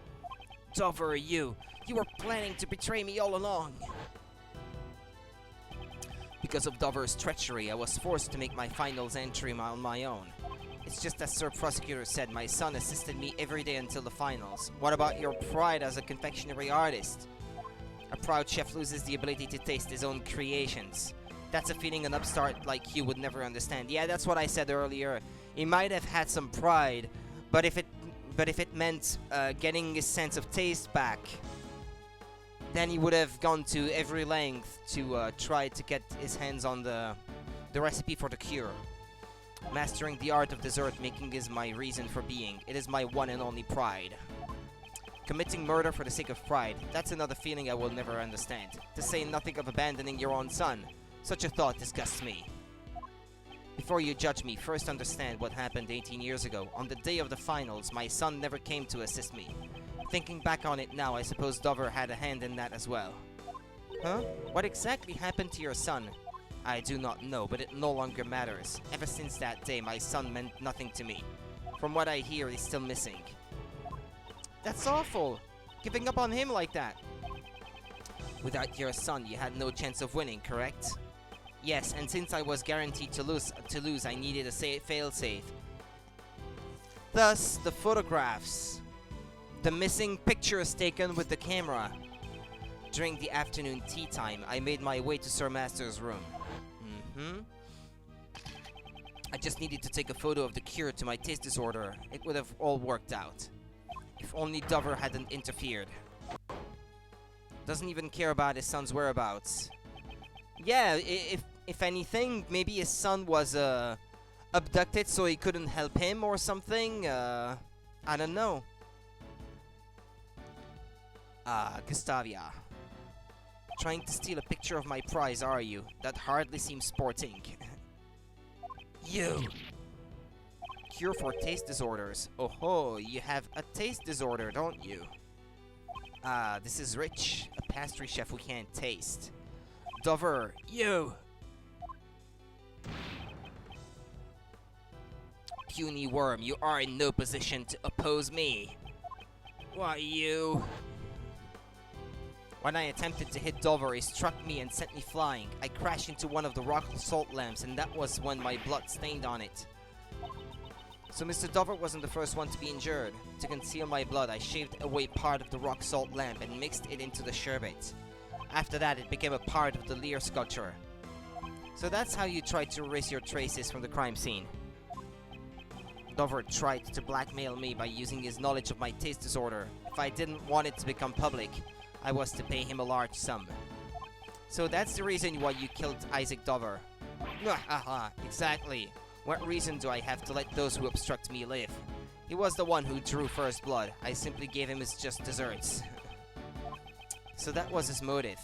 I carried the rock salt lamp that bore my blood into Dover's room. Then I came up with a hiding place where it would not be easily found. I get it. That room contains plenty of tools for sculpting sherbet. So not only was that Lear salty, it also had iron. Yummy blood, yeah. Yeah, and Delicia tasted it. Your deduction is spot on, Sir Attorney. I then proceeded to coat the surface of the sherbet Lear with the vast amounts of the salty mixture. But why? Why did you try to pin the crime on Monsieur Master? You are wrong to blame me for that, Lady Catherine. You! So did Von Karma? I think. Yeah. Yeah, probably actually. If not for your unnecessary meddling, Sir Master. Ah, crap. What, because she meddled? Why do you think I hid the murder weapon and fluorescent cloth in Lady Delicia's room? There is only one reason why you'd place a murder weapon in someone else's room. You wanted to pin the crime on Delicia. Me? Yes, that is correct. Gusty, why? Why me? As one who sought to be the world's best confectioner, I greatly respected Sir Master. It was never my intention to cast suspicion on him, but an insolent woman who dared to sully the contest with fake desserts. I had no problem letting someone like you take the blame from the crime. That makes me sad. Yeah, it's kinda cruel. If he hadn't snacked on other people's desserts, the body would never have been found. It was when Sir Master would be judging Lady Delicia's room. That's when I finally saw an opportunity to freeze the body, but... before I could move the body, Lady Catherine had already discovered it. Why did you need to freeze Monsieur Dover's body? Why indeed? Monsieur Edgeworth, please tell us, why would Monsieur Gustavia have needed to freeze the body?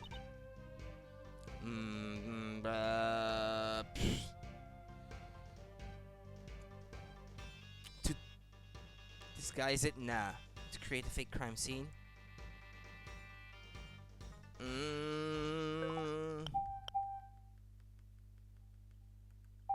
The most plausible one is to throw off the time of death, but that's why I saved before, because I'm not entirely sure.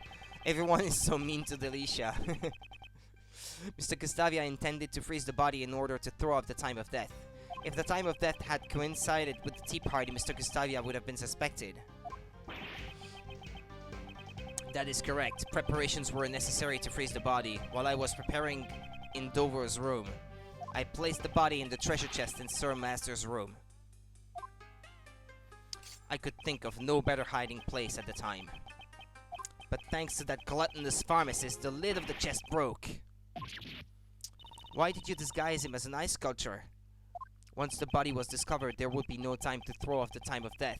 To buy time, you needed to hide it someplace else. How horrid! How could you hide Monsieur Dover's body within one of his own works?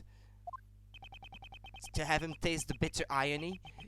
It all would have worked out if the body hadn't been discovered while it was in Sir Master's room. If everything had gone according to plan, Sir Master would never have been arrested. So because I discovered the body, it's my fault Monsieur Master was... Kate, don't take his words to heart. Even if suspicion hadn't fallen on Mr. Master, Miss Delicious would have taken the fall. No matter who we targeted, the one at fault here is Mr. Gustavia himself. The detective in charge of the initial investigation was also a dunce. To think that he never reported the missing body to the prosecutor. Prosecutor von Karma indicted Mr. Master without knowing the body had vanished? I see. That would explain why he looked so flustered at the crime scene, although it's something that would stand out if you read the official documents. Could someone have intentionally distorted the information? At any rate, von Karma found out about the missing body after he had made his indictment, and if he had let one person be acquitted, he'd have a stain on his much-prided perfect record. That's why he concealed the fact that the body was hidden, and had Mr. Master declared guilty. What are you saying? For 18 years that man has taken the blame for your crimes. Don't you feel anything at all? I don't care what you say. What a monster! I'm arresting him right here, right now, sir. I'm sorry, but I'm afraid that will be impossible, and I know why. Because of the Statute of Limitations. I already said so before. It's been more than 15 years, so he can't be judged for that. So you figured it out. That's correct. You have no right to sentence me. What? But the culprit is standing right in front of us. Allow me to tell you the reason why you can't arrest me.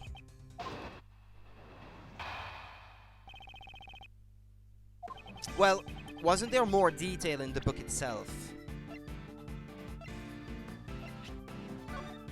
Murder, 15 years. Theft, 7 years. If the suspect flees to or lives in a foreign country, the time limit is on hold until the suspect returns.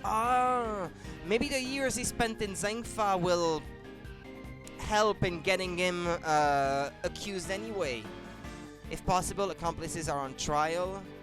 The countdown is stopped until the verdict is reached, then resumes. If charges are pressed to demand compensation, the statute is frozen for the length of that procedure. Okay, so yeah, the countdown... While the trial of Master lasted 1 year, if I remember correctly. And if he spent 2 years in Zengfa, at least 2 years, then the Statute of Limitations might not have exactly run out, actually.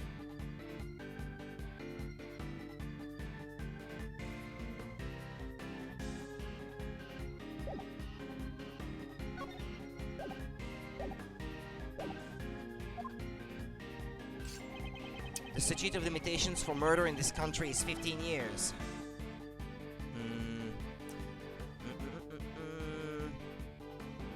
In other words, it's impossible for you to arrest me. I only confessed my crime because the statute of limitations had expired.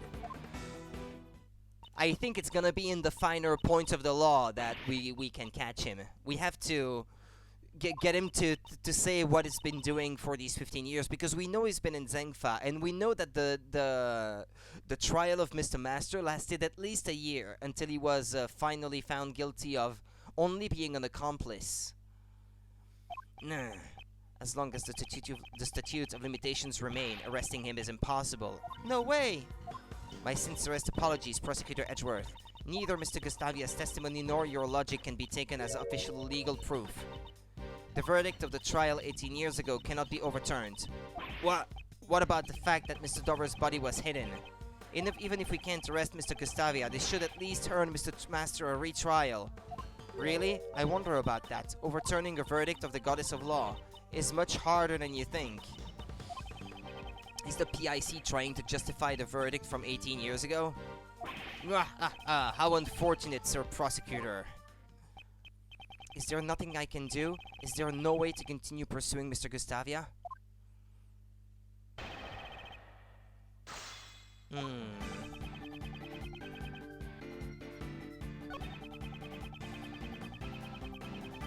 Yeah, with some reservations anyway. It's possible that some of your actions 18 years ago were not affected by the statutes. Wahaha, it's been so long, I've got nothing left to hide. Ask me anything you'd like. Very well, could you explain to me what you did during these past 18 years? Certainly. After the contest, the medicine from the recipe book allowed me to fully cure my taste disorder. I then immediately headed to Zengfa to train my design skills.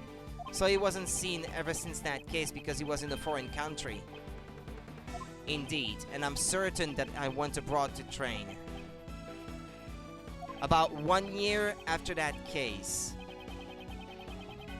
right before Sir Master's final trial began. And for how long were you there? And thanks to my training, I am now a confectioner unparalleled in both taste and design. How long were you there? Tell me, tell me, tell me!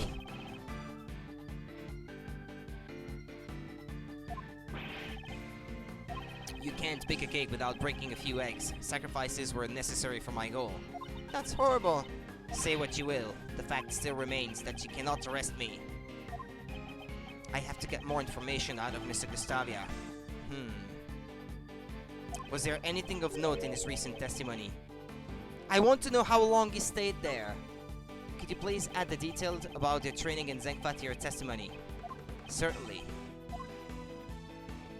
Afterwards, I trained in Zengfa to become the world's best confectioner. How long? You trained in Zengfa? After the incident 18 years ago, I left on a journey. I had already decided to hone my candy crafting skills in Zengfa. Thanks to that, he's just gonna repeat what he said before. My design sense is incomparable to what it was in the past. Wow, that's awesome! You may have it if you'd like. Oh, sweet! So he trained in Zengfa. He's not gonna give me more details.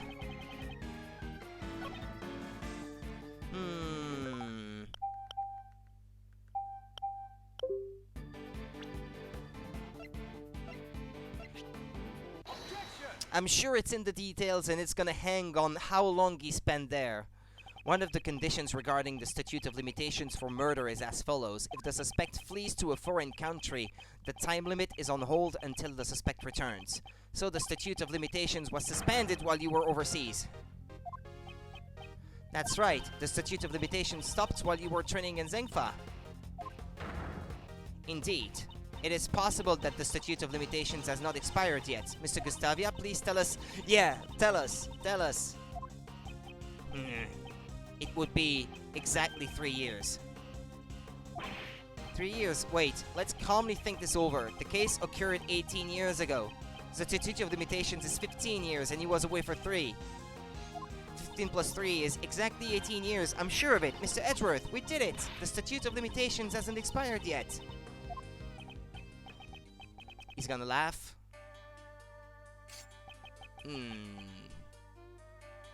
Yeah, exactly 8 years, you say. How amusing. So you realized. Yeah, that it actually expired today or something like that. But what he doesn't realize is that the 1 year that the accomplice was being judged are going to count towards that as well. So he will be found guilty anyway. Why are you laughing? The statute of limitations still applies. Okay, it's frustrating, but the case occurred in December. It's April now, which means, strictly speaking, the case occurred 18 years and 4 months ago. His stay abroad wasn't quite enough. We were just a few months short. Not enough? That's... Like I said, it's impossible for you to arrest me. And actually, because Von Karma only managed to have him found guilty of being an accomplice, he will be judged anyway. Thanks to Von Karma, ironically. He must have known all about this when he confessed to his crime. And what kind of judge is she that she's not even picking up on it? Prosecutor Edgeworth, it really is a shame. I mean, she's not even making any effort to unveil the truth. If it was just 1 year earlier, the statute of limitations would not have run out. Those who undermine the goddess of law's verdict must bear the burden of their crimes. It seems you were simply incapable. Ah, come on, we already know what's gonna happen. This can't be the end. So, Monsieur Gustavia really is beyond the law's reach. Kate, what are you thinking? Objection. If you're thinking of taking matters into your own hands, I implore you to reconsider. Judges are supposed to be impartial. Yeah. I guess this one isn't. There still might be a way to bring this man to justice. What? Miles, remember the facts of the case 18 years ago. Just as you were mistaken earlier, it seems Mr. Gustavia has also overlooked one key detail. Overlooked? He wasn't present during Mr. Master's final trial, so he doesn't know the outcome of the trial. Uh-huh. There may yet be a way for you to arrest him. Do I have a piece of evidence that says what he...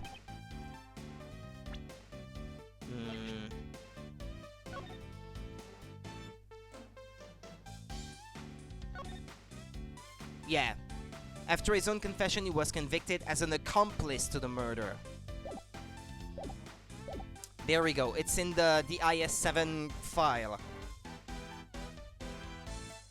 17 years ago, Master was falsely declared guilty for a serious crime. Thanks to that verdict, we aren't out of ammunition just yet. Mr. Shields, you don't mean... Those who undermine the goddess of law's verdict must bear the burden of their crimes. I am Mr. Master's attorney. I can't use his suffering as a weapon in good conscience. For that reason, I leave the rest up to you. The trial my father and Von Karma battled over. Can I use that to arrest Mr. Gustavia? What should I do? Should I raise an objection? Oh yeah.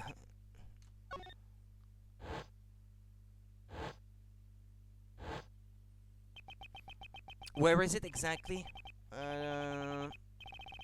In the file. Yeah, in suspect data. Okay. Just in case. The path that I choose is the one that reveals the truth. The dads look cool. I see no further reason to prolong this trial. I hereby find Dane Gustavia not guilty. Objection! Overruled. Gustavia will stand in court for his crimes. Do you mean to say you have found a way to arrest Mr. Gustavia? Exactly. I'll show Judge Courtney the evidence that will shatter the statute of limitations. Take that! The IS-7 case file, which page are you referring to? The suspect data, like I said. The suspect data page. At the trial, Jeffrey Master was found guilty of being an accomplice to murder. And it took 1 year to arrive at this verdict. Right, that is indeed true. This book lists conditions in which the statute of limitations can be put on hold. The first, as I have said earlier, is if the suspect flees to a foreign country, but there is one more. If possible accomplices are on trial, the countdown is stopped until the verdict is reached. What are you saying? So Master was found to be an accomplice? That's right, Mr. Master was sentenced after you had left for your trip to Zengfa. And he was found guilty not of being the culprit, but of being an accomplice. But it seems you didn't know that. That's absurd. Sir Master never committed any crime to begin with. You should certainly know this. Of course we do. That is why we are going to free him. To that end, we will shatter the one remaining obstacle in our way. The statute of limitations. You fled to Zengfa for 3 years, and Jeffrey Master was being tried as an accomplice for 1 year. Put it all together, we see that the total time limit for this case is 19 years. In other words, the statute of limitations is not over for you yet. Ah! The goddess of law is unerring in her judgments. However, it seems that the prosecutor at the time was not. I cannot believe it, but it seems like the case will have to be reopened. This is absurd. Yeah, got him. You cannot arrest me. Objection. For the last 18 years, an innocent man has suffered greatly in your stead. Mr. Gustavia, it's now time for you to atone for your crimes. Thank you for karma.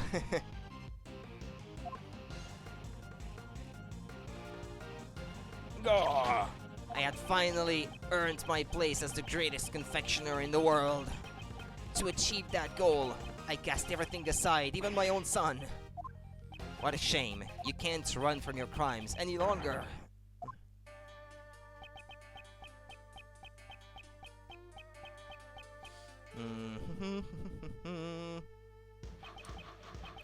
Okay, this is it.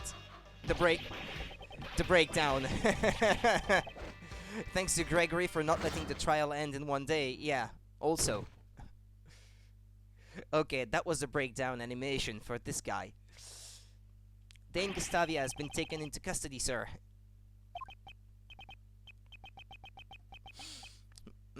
Yeah, so you're up next, right? Yes, I understand. Kate. Everyone, I am truly sorry for all the trouble I've caused, and thank you very much for catching Monsieur Gustavia. What you did cannot be overlooked, even if the crimes you committed were in response to a past injustice. As a prosecutor, I am terribly sorry for what happened. No, I'm only getting what I deserve, since I was the cause of all this. Kate, will you have me as your attorney? I'm not quite the same useless kid I was 18 years ago. I won't let them find you guilty. Those are some thick tears. Monsieur Shields, yes, thank you so much.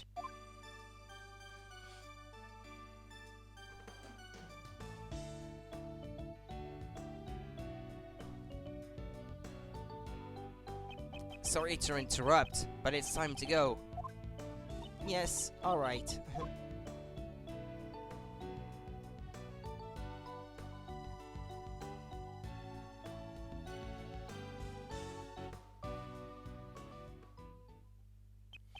Judge Courtney, I can't help but feel that you've been dishonest with me. Dishonest? Whatever do you mean? You said that the verdict could not be overturned, but that was not the case. A reinvestigation and retrial were obviously required as soon as the missing body was found. I have no need to answer you. It seems she doesn't intend to ever give me an answer. What place in time does this game take place compared to the first Ace Attorney?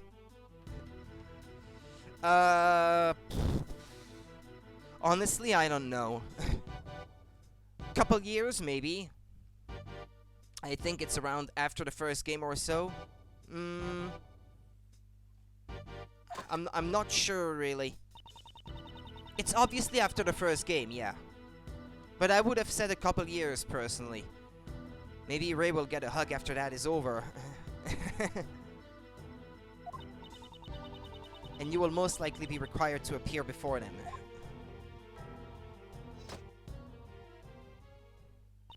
Now then, I shall take my leave. Hold on, Mr. Edgeworth caught the real bad guy. Didn't he do his job as a prosecutor? No matter how things turn out, I will never regret what I did here today. Mr. Edgeworth. Hey, Prosecutor Edgeworth. What is it? Why are you always sticking your nose into cases that you're not even involved with? My duty is to reveal the truth, not only as a prosecutor. It's just who I am. I don't get it. As long as you continue to think that being the best is all that matters, I doubt you ever will. Well, I don't get that either. I'm going home. What was that all about? There is much he still needs to learn. Is he ever gonna learn, though? Miley! Oh, what is it? I knew Greg's son could do it. I think I might be falling for you. How old is she again? Thanks for helping Jeffy. Well, Yo, Edgy, great job solving that case. Well, I was busy drawing, so I really didn't catch all of it. Where did Katie and Jesse run off to? Clarice, you really weren't paying much attention at all, were you? Well, I hate to admit it, but Larry's doodles actually helped us out a few times. I should say something nice to him. Don't glare at me like that, I'm sorry! It was not my intent to glare at you. The patented Edgeworth glare. You're just like your old man. Okay, so I just looked it up. This game takes place around 8 days after the first Ace investigation. And Ace Attorney Investigations takes place between the 3rd and 4th games in the series, yeah. So I'd say compared to Ace Attorney 1, that must be 3 years, maybe? Something like that, I think. 2 or 3 years, probably. Well then, Uncle Ray's gonna go pay Mr. Master a visit. You guys wanna tag along? I'd be happy to accompany you. Oh, me too.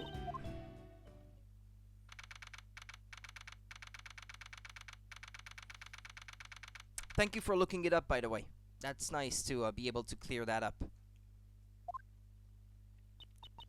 So this Jeffrey Master, what's he like? Oh, he's a really nice and gentle guy. He's still doing his best to make people happy. He actually cooks desserts for the inmates. Nowadays, all the prisoners and guards look forward to snack time at 3 o'clock.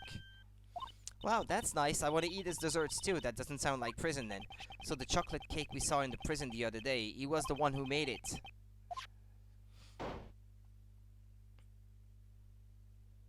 This is so cute too. Oh, Gummy, why are you here? I heard everybody was coming to visit, so I escorted Mr. Master myself. Hello, one and all. I am Jeffrey Master, Prosecutor Miles Edgeworth, at your service. And I'm Mr. Edgeworth's assistant, Kay Faraday. Ho ho, it is a pleasure to meet you all. Mr. Master, Miles is your old defense attorney's son. You mean Mr. Gregory's? Your father has done so much for me, and yet I betrayed his good faith when I made the false confession. I've heard the details from Mr. Shields. Mr. Master, I came here today to tell you everything we've learned about 18 years ago. Tell Larry something nice. Well, if I get the chance. Larry isn't there anymore, so 18 years ago? Kate's committed a crime for my sake. Why would she do such a thing? Miss Hull has been trying to prove your innocence for the past 18 years. She was willing to do whatever it took to save you. Kate, she shouldn't have gone through so much trouble for an old man who let her down. Mr. Master, I don't think you realize just how much Miss Hull cares for you. I have something here that clearly proves that the two of you share an unbreakable bond. An unbreakable bond? Proof of the bond between Jeffrey Master and Catherine Hull. This should give Mr. Master some peace of mind. The chocolates? Take that! These chocolates. Did Kate make them? She did. They're really sweet and tasty. She's been making these chocolates for the past 18 years so that she could give them to you whenever you returned. Kate. Hehe. I'm sure they are very, very sweet. Yes, they truly are. Unfortunately, I cannot give them to you now, but I can hand them over later in secret, pal. It is against the rules, but right now I don't have the authority to stop him. Oh, thank you very much. Say, you remind me of an old friend. Do you know of a Detective Bad? Of course I do. Detective Bad is my #1 role model, pal. How uncanny. Talk about fate. This game is so good. Mr. Master, it's looking like we'll be able to get you out soon. I can only apologize that it took 18 years to do so. With the characters and their relationships. Well, I didn't make the mistake this time, Panda. Raymond, I'm the one who should be apologizing. No, that's not it. What I really should be saying is... Thank you. Mr. Master, now it's my turn to wait for Kate. I'll make her favorite sweets every day until she returns. Please, look after her, Raymond. Only now I remembered I am like 40 seconds behind going to refresh. Ah, okay.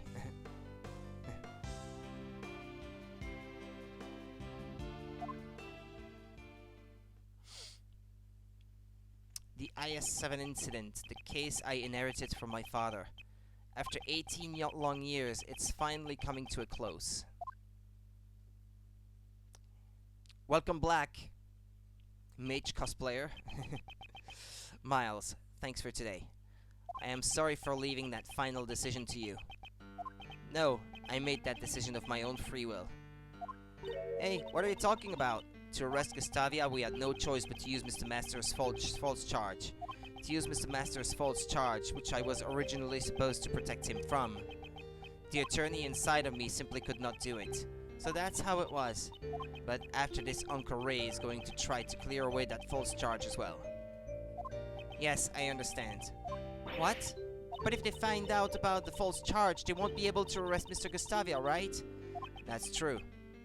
It sure is a contradiction in the law. The way the law is right now, it isn't always completely right. A contradiction in the law? Well, who knows what'll happen. The law evolves and grows, just like all of us do. Just like Uncle Ray and Miles have grown up, you know? People and the law both grow. Miles, to fight crime as a prosecutor or to save people as a defense attorney, I want you to think carefully about how you want to live your life from now on. I will. Well, if you ask Uncle Ray, you'll always be welcome down at the office. Alrighty then, looks like it's time for Uncle Ray to get going. Next time I see you, I'll be sure to thank you again. But Courtney certainly doesn't help it grow, that's for sure. I don't know what her deal is, I still don't know. Really though, thanks for today. I guess this is gonna get resolved before the end though. She's doing her best to have it stagnate. Mr. Shields seems to be in a bit of a hurry. Indeed, I should be the one. Thanking him. I was able to face my father's last case because of him. When I was young, I wanted to become a great defense attorney like my father. However, under Prosecutor von Kama, I learned the ways of a prosecutor.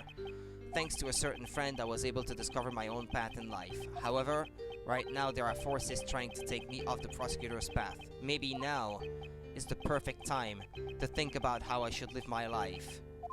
Become a defense attorney.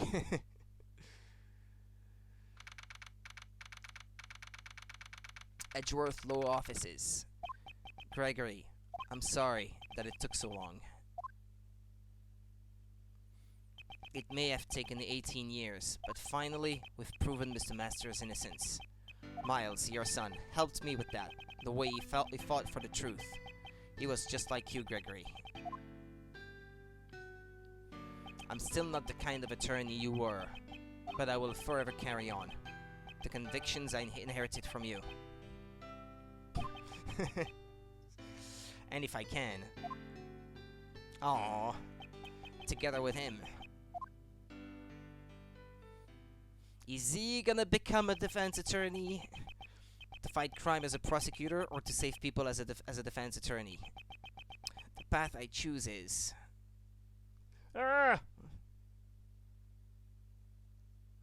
Well, if he loses his badge of a prosecutor badge permanently, he won't have a choice.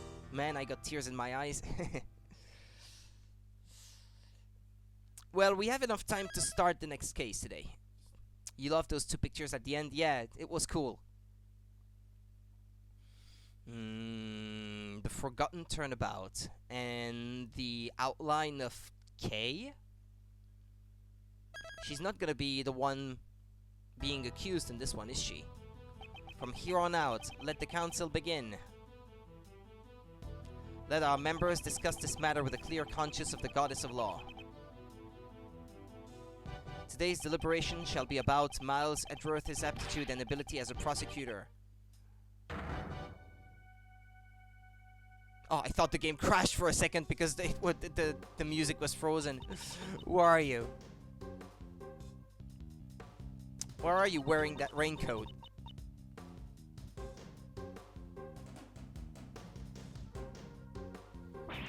Ah! Ah! What, she fell off the building? The scariest thing, game crashing. Well, when you're emulating a game, it's something that could happen. Well, but no, here that wasn't the case, so. High Prosecutor's offices, room 1202.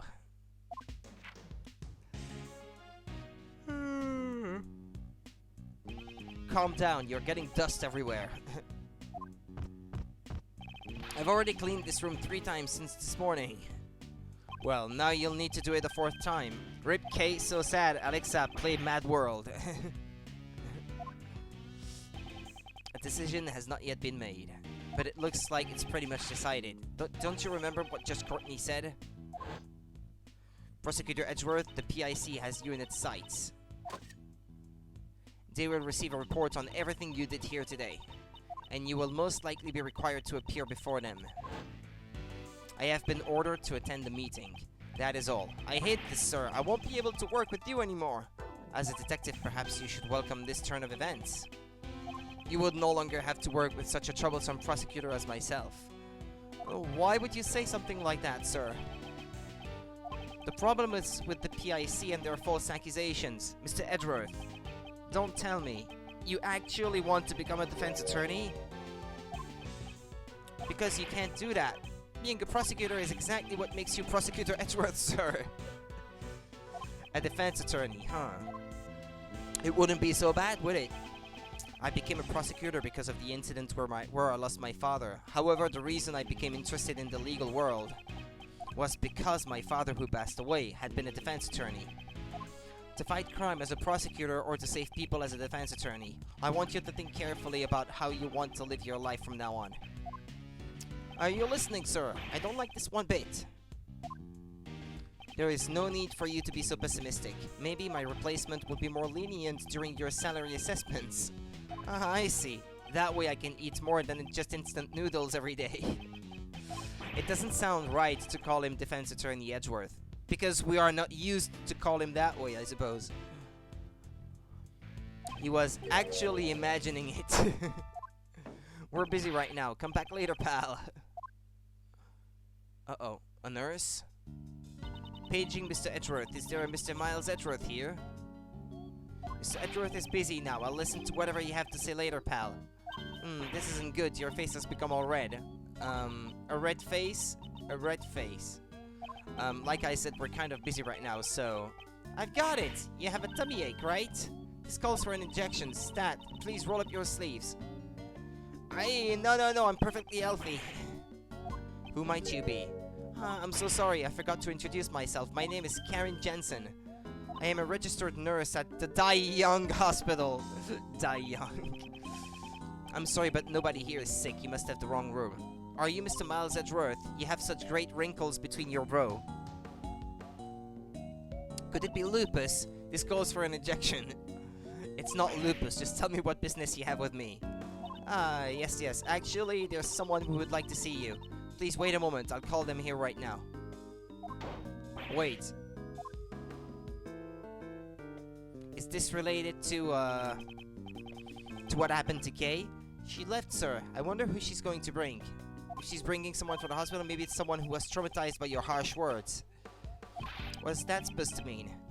See? When you glare at me like that, it feels like I'm going to have a heart attack. You could send someone to the hospital with that. Is it really that bad? I'm just being my normal self, though.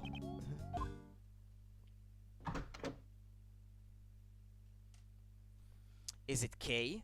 Sorry for the wait. Well, what do you think? Is it Kay? Obviously I don't have her portrait in my profiles, so I can't really compare because I was gonna compare the color of the eyes, but it does seem like her. What do I think? Do you not recognize me? Now that she mentions it, I feel like I've met her before. This card, your name was written on it. Do you know who I am? She lost her memory when she fell from the building. Mr. Edgeworth, maybe you really did send her to the hospital. Of course not. Cute alert. But this is your business card, sir. It clearly says Prosecutor Miles Edgeworth. That's true.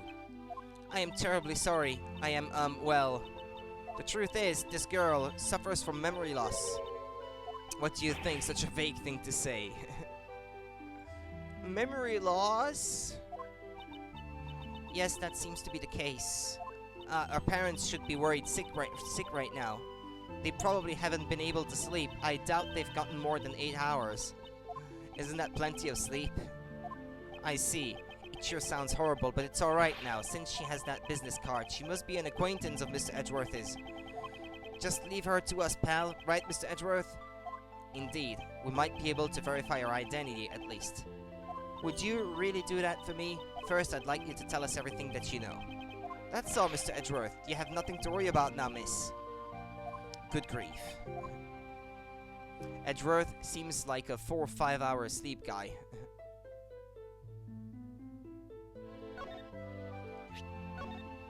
I am terribly sorry. Even if you give me that, I still don't remember anything about you. No, I wasn't planning on giving it to you. I was hoping you would recognize it. But still, where to begin? What should I ask her first? Miss, do you remember your name? My name. I am terribly sorry.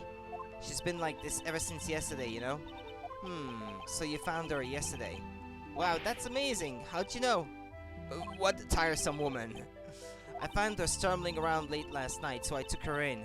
I wanted to help her out, so I looked through her things. So that's how you found my business card. Did she have anything else with her? Nothing to reveal her name or address. Ah, but she was wearing this when I found her. It's an unusual design, don't you think? Well, this badge is... What? The Yatakarasus. That means it couldn't be. Are you Kay? Kay? The Yatakarasus badge Kay is always wearing.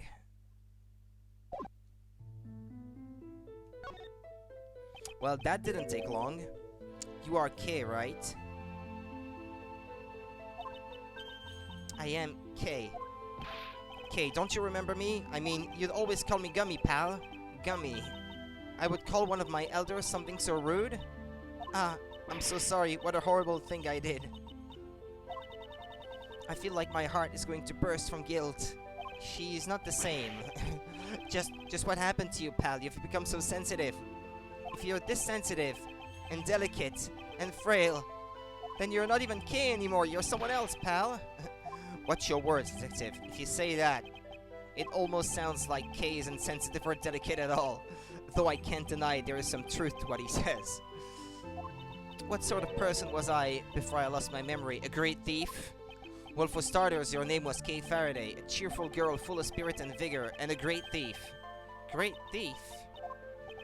Yes, to put it frankly, a great thief steals valuables from persons' drawers and safes. Steal? I caused so much trouble for others.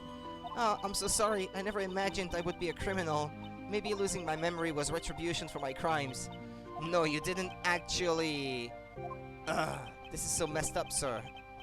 But it does sort of make sense, you know? These gloves and stuff, they look just like what a thief might wear. Ah, those clothes. Yes, she was wearing them when I found her. I had her change her clothes, so I'm holding on to them for now. Something appears to be stuck on her clothes. Perhaps it has something to do with Kay's memory loss. I'll send it down to the lab later and have them check it out, sir. Good. I will be counting on you, Detective Gumshoe. At any rate, these really look like a thief's clothes, don't they? I am a criminal. It's true you were a great thief, but never once did you commit a crime. That alone I can assure you. Is that so? It's probably better if I don't press this issue any further.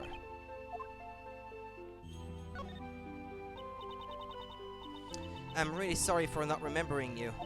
What kind of relationship did we have? Well, that's rather difficult to explain. Kay, you were Mr. Edgeworth's assistant. Oh my, so then a prosecutor is the kingpin of a great thief? No, that's not what I meant, pal. The last time I met Kay was the day before yesterday. Just what did she do from then up until now? Miss Jensen, was the badge the only thing this girl had on her? She did have some other things, but I don't think they will be very helpful at all. I don't mind. Please show them to me. Well then, I'll give them to you one by one, okay? This is a Jamin ninja mask. Maybe she went to a superhero show or something. This seems to be a letter addressed to Kay. This is a ticket stub. And this is...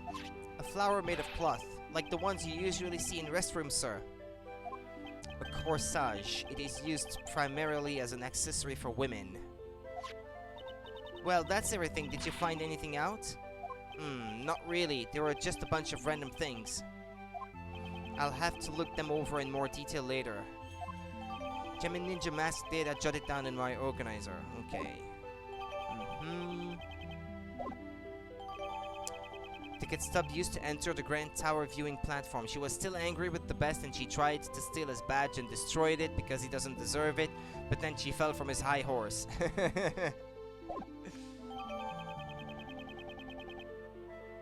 A cloth decoration shaped like a purple flower, called a Corsage or corsage? Oh, this is horrible. Kay's lost her memory. How do we get her back to normal? Calm down, detective. I have already thought of something. Oh, as I would expect of Mr. Hedgeworth. So what did you find out, sir? Look at this ticket stub. Oh, it's a ticket for the viewing platform of the Grand Tower.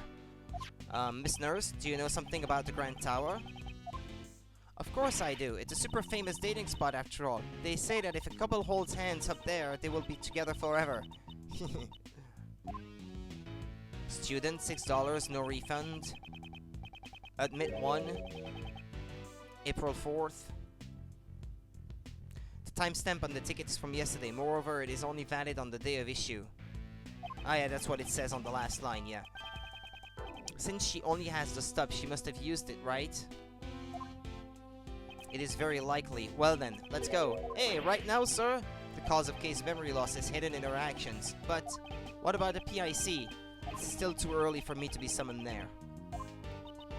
So should I leave Kay with you then? That is what I would prefer. Kay, you're fine with that, right? Yes please. Thank you very much.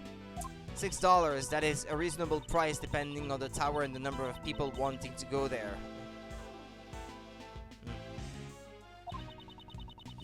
If you guys need an injection, I will be there anytime, any place. Yes, I understand. I don't think I will call her for an injection though. What does the nurse's hat say? Now that she left, it would be harder for me to tell, unfortunately. Unfortunately. There she is, I guess. Sweetie, safety first. Yeah, safety first. Yeah, there we go. Okay, there you go. Well then, let's go, detective, and you too, Kay. Yes, sir. Thank you for helping me.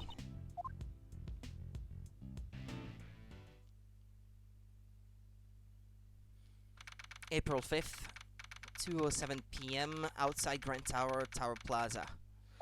According to the pamphlet, this building is 50 stories tall. It's mostly filled with offices, though. Pajamas are cute as boy. Only the viewing platform is open to the public. Here you go, sir. I just got this at the reception desk. Good, thank you.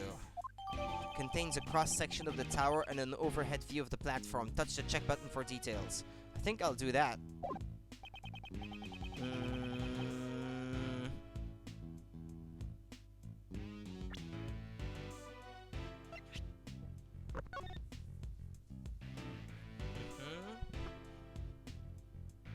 Okay, there's a tree. Cherry tree, candy stand.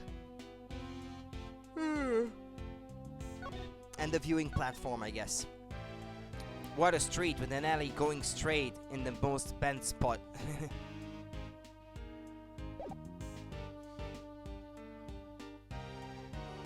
I suppose it is the center of the plaza, maybe? The plaza is circular, so the cars can come and go around that big circle and drive away from the tower, maybe? Let us head inside immediately.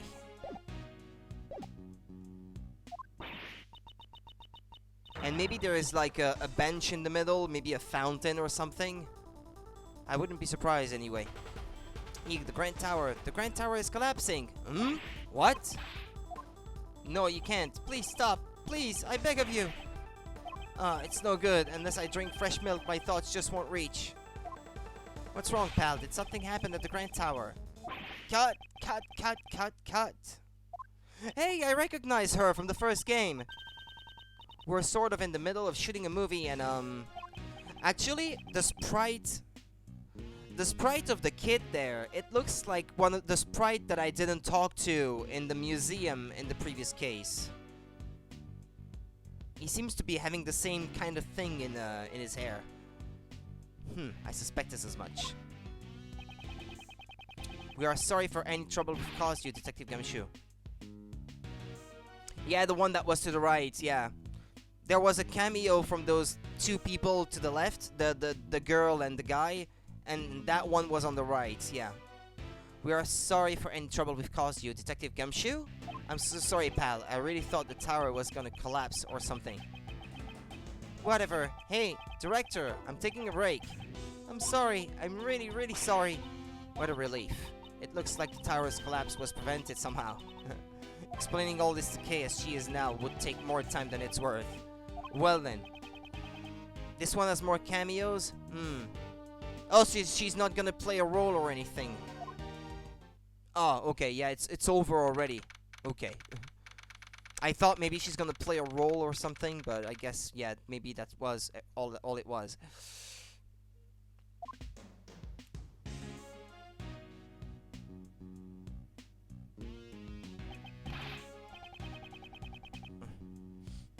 Wow, what a view. I bet I can see my house from here. The wind is really strong up here. Everything should be fine as long as you stay close to me and Mr. Edgeworth, pal. This is a nice spot, I must say. I do think they will play a role. Maybe. Maybe. I wouldn't know. It's not as if she's a kite. Okay, do you recognize this place? I don't know. Was I really here? Maybe if I get her to talk a bit, it will help jog her memory. By the way, if she fell from the tower, how did she survive a fall from the top of a 50 stories high building anyway?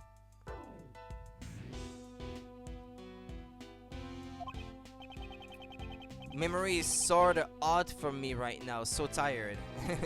It's alright, it's alright. Okay, just tell me whatever you remember. Anything will do. Okay, but I don't know how much help I'll be. She's a mutant. Memories of the tower. Did I really come to a place like this? It's so high up and the wind is so strong. It's frightening. I just can't remember. I can't remember anything at all. I'm sorry. Just as I thought, it's impossible. Well, there's not much to go on in there. Our memory isn't clearing up at all, huh? She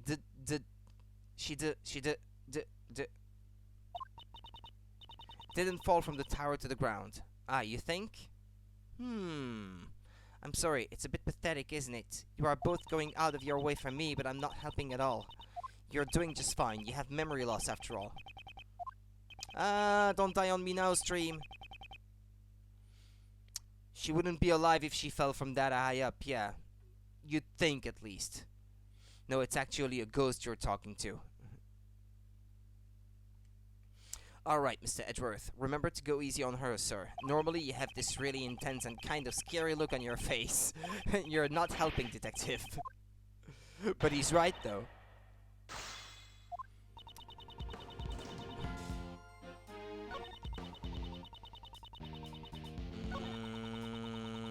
Are you sure you can't remember? You say you don't remember anything. In that case, is there anything that looks familiar? Looks familiar. What's that? Heaven's Tear? Heavenly Cotton Candy. Oh, okay. What about the cherry tree? I was standing under that cherry tree. That's right. I was taking shelter from the rain because it was raining then. Stupid internet connection. Come on. Stop acting up.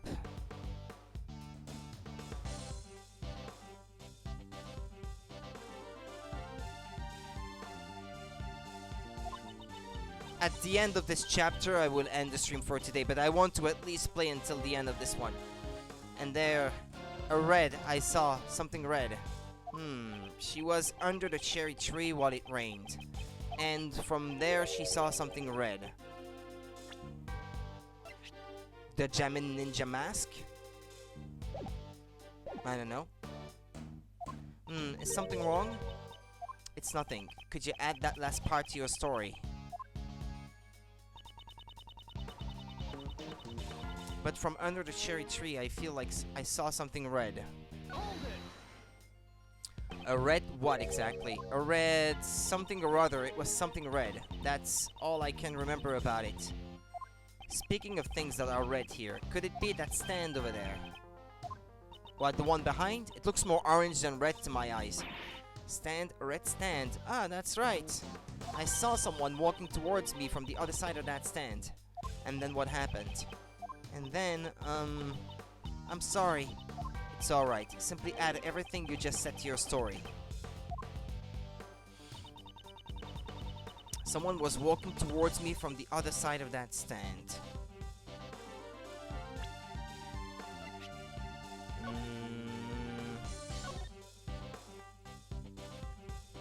Is it possible? Because there doesn't seem to be any room behind there.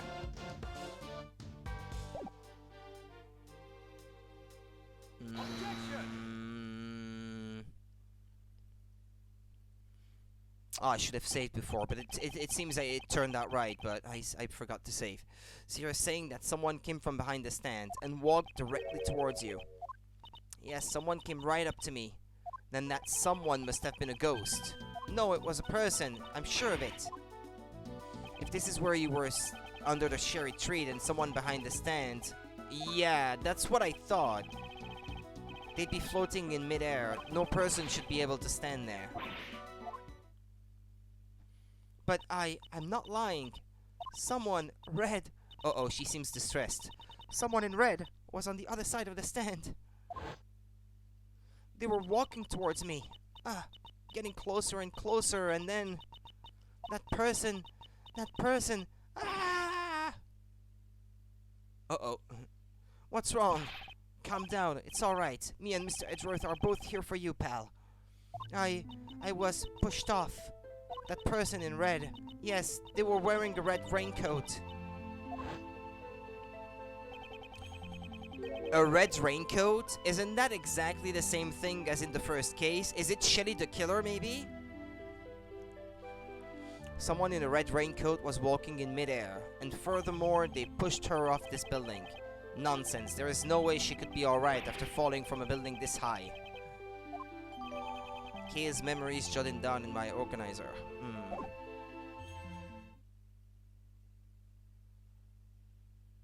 Attention, everyone. Please remain where you are. What happened? What happened? What's wrong, pal? I'm a detective. Tell me what's going on. Sir, a body was just discovered in this building. A body? Who is the victim? We're currently investigating the details, but the victim is a woman. We have verified that her name is Kay. What? What? I kinda want to know what's going on. Let me play a bit more then. I don't want to end on that note. I have to know. Current Tower, PIC meeting room. This room is... Would this room happen to be... Yes, sir. It's the Prosecutorial Investigation Committee's meeting room. What? It's here? I had heard they recently moved out of the Prosecutors building. But to think that they moved here of all places. Contains a cross-section of the tower... Okay, so now it's gonna show on the map where it is exactly. Miss Edgeworth, Kay. What brings you here?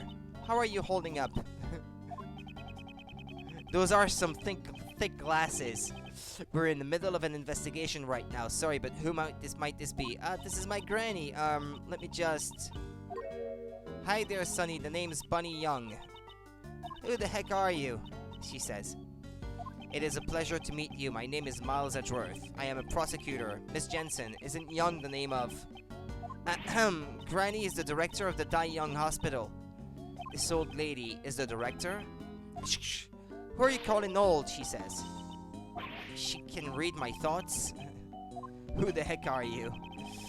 So that granny is pretty important, huh? I wouldn't go that far.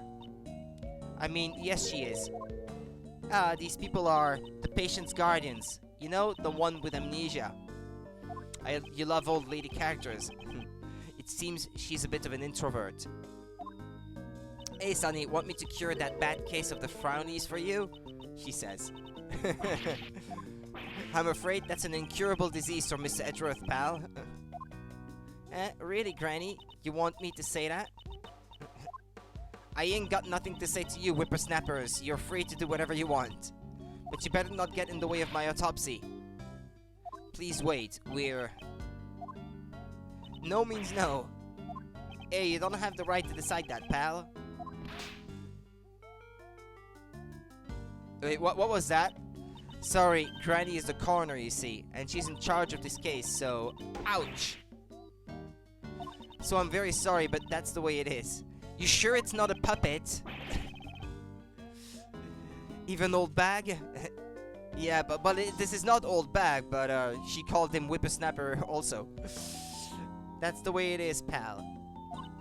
Well, even if you ask me, I'm not the one who said it. I kind of feel like... I'm watching a comedy act, sir. Well, we need to get back to the autopsy, so please excuse us and take care. Yeah, like slapstick comedy. What was with her attitude?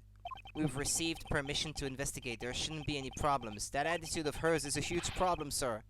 Mr. Edgeworth, what do we do now? Well, investigate the scene, of course. As a prosecutor, I cannot stand by and do nothing.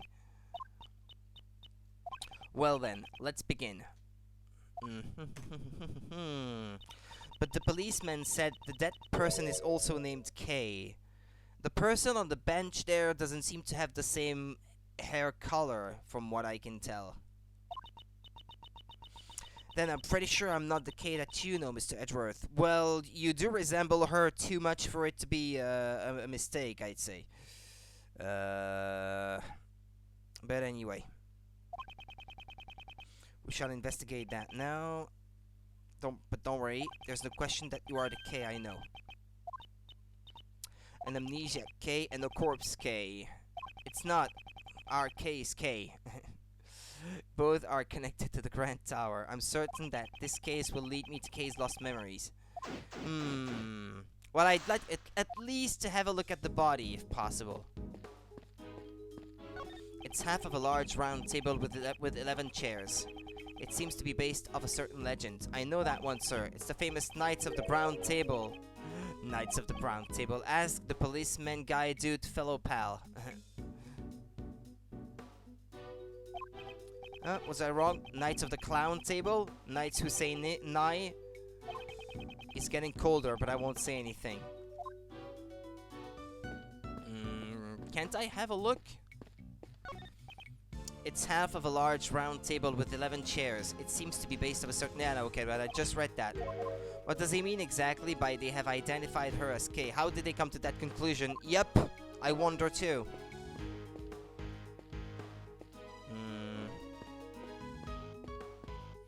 This is Lady Justice. You sure do know a lot, sir.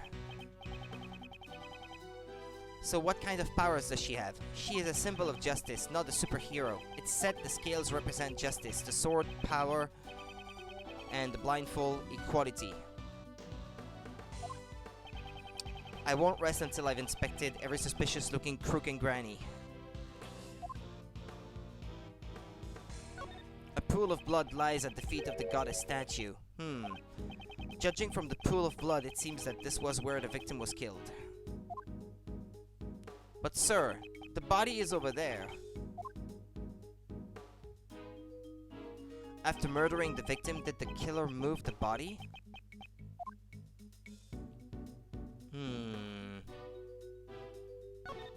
This is a really huge statue. Why isn't it in a place? Why is it in a place like this? Time to expect every crook and granny. Yep. Actually, one of the characters said it exactly like that yesterday, or the day before. I can't recall. Who was it again? I can't recall who said it that way. That might have been Ray, actually. Who said it that way. It seems she's K, you're K, I'm K. Are there any other Ks I should know about? Yeah, actually, someone really did. It seems the statue was also made by Pierre Oquet. Pierre Oquet. Oh, you mean the victim of the I-7 incident, Isaac Dover. Setting aside his background and personality, he really was a brilliant sculptor. Well, they do say that artists are either geniuses or weirdos. I suppose Larry would fall into the latter category.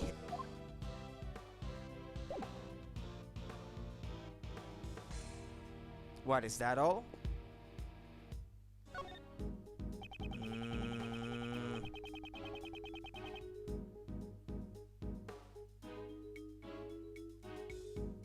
No, if he says that he already examined that place, then that means there's nothing else.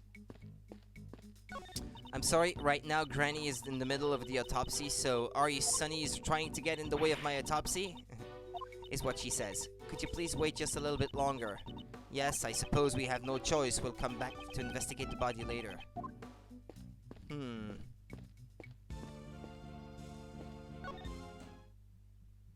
Yes, can I help you with something? Notice anything?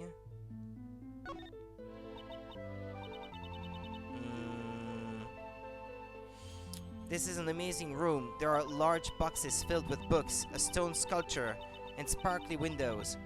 It seems you have also forgotten the names of objects. This might be helpful for recovering your memories. Just repeat after me. Bookcase. Broken safe. Stained glass. Stolen goods. Books on the law. Crooks on the lamb. I wonder if in Japanese maybe the words are closer to one another. Statue of the goddess. Snatched loot of the great thief. Are all our mistakes biased towards a certain way? It's actually pretty funny. Okay, until just a few days ago you were calling yourself my assistant. Looking at me, is there anything you remember? Things I remember, huh? Well, yes, just one thing. Mr. Edgeworth, on the viewing platform above us. Oh? You pointed at me and, with a really scary face, you interrogated me. That happened just a few minutes ago. Oh, poor Kay. The terror of Mr. Edgeworth badgering you for contradictions is on your only memory. It must be scary, pal. Hopeless. The end of the world, pal. I should show this detective what true terror really is. Kay, before you lost your memories, you got along well with Detective Gumshoe. Does looking at me help you remember anything, pal? Hot dogs. Hamburgers. Instant noodles. Do I remember anything? I know. For a while now, Mr. Edgeworth has been getting on your case. That's not a memory, it's just a pleasant part of my daily life. Isn't that right, Mr. Edgeworth? Oh, so Detective Gumshoe thinks it's pleasant? It seems I'll have to get on his case even more from now on.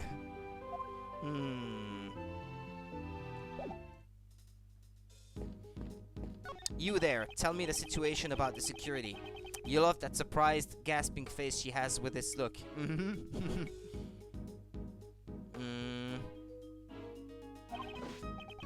Yes, sir, to enter this room a special key card is required. I see. In other words, not just anyone can enter this room. So the person who found the body was also... Yes, it was a member of the PIC who had come here for today's hearing. A member of the PIC. If not for this case right now, I would be... Excuse me. Ah! Here she comes! You are? Oh yes, what is it? That voice. It's Von Karma, right? Do you know her, Granny? Good to see you again, Doctor. And you as well, Miles Edgeworth. What is she doing here? Franziska Von Karma. She is a prosecutor working with Interpol and the daughter of Manfred Von Karma. She should be jetting around the world right now. Wherever there is a case, I will follow. National borders mean nothing before me. Shouldn't she be under the inspection of the PIC? For saying stuff like that. Your presence here must mean that this case has international significance. You know well enough that I'm chasing a smuggling ring. Ah yeah, that was from the first game. I shall recover all the stolen goods and crush that organization. Then does that mean the smuggling ring is also involved in this particular case?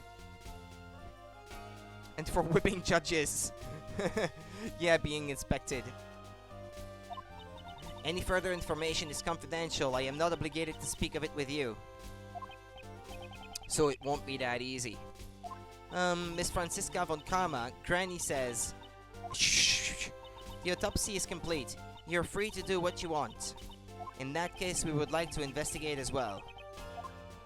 I've heard rumors about you. No way am I letting you near that body. You're that prosecutor who's about to get the boot. You best run on home now, Sonny. Or, just so you know, I wasn't the one who said that, okay? Please, Granny, we need to investigate, no matter what. Hey, lassie, who you calling Granny? Eek! I'm sorry. We're not getting anywhere. I guess I have no other choice. Francisca, please allow us to aid you in your investigation. We must examine that body in order to find out what happened to Kay. To Kay Faraday? I'm asking you too, sir. Kay's in really bad shape. I don't know what's going on, but fine, I'll grant you permission. You have my thanks. Of course, I didn't say it would come without a price. You will explain everything to me later. That's not asking for much. We really owe you one, sir. I wasn't talking to you, Scruffy. Ouch! So that's how it is. If you would be so kind as to authorize them too, Doctor.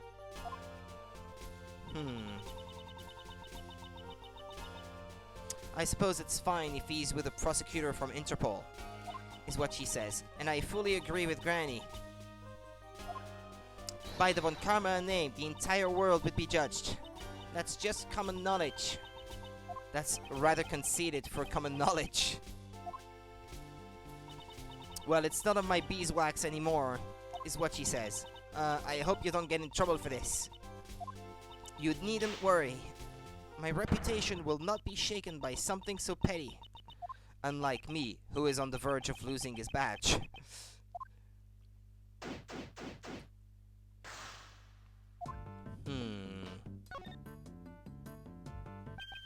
This body, doesn't it look like, well,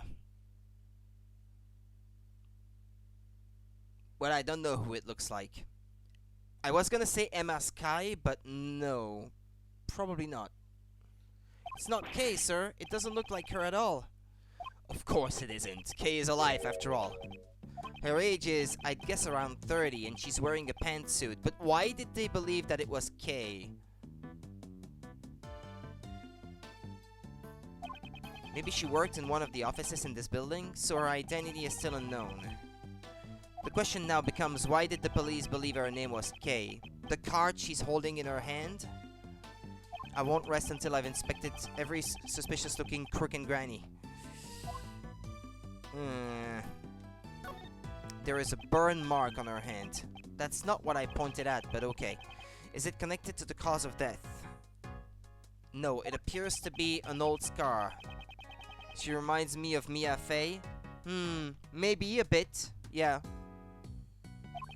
It seems there is something in her hand. Detective, could you open her hand for me? Yes, sir. Understood.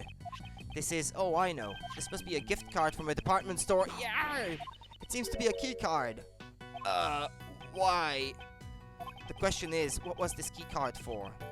For entering the building. We already know that. There is a security to enter this room. They said so earlier. Could this be the murder weapon, sir? A candelabra? Yeah, a 3-pronged candelabra. It's consistent with the number of stab wounds.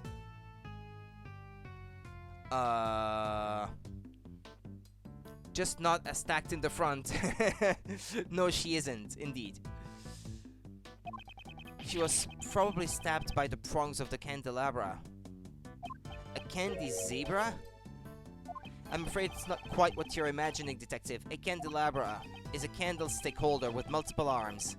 Ah, so it's a candle holder. You know, one time I forgot to pay my electric bill and I had to get by only with candles.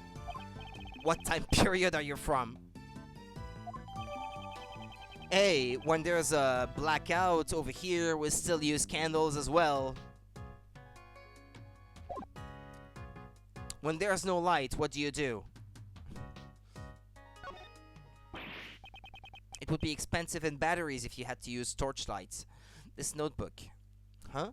Isn't that Kay's promise notebook? Note promises Kay. This is the notebook she wrote all her promises to her father in. It really takes me back, sir. Yes. Kay's promises to Daddy. 1. For real now. How is Gumshoe a detective? Yeah. Promise 1. Never take things for a stranger. Never go anywhere with a stranger. Always greet people with a smile, even people you don't know.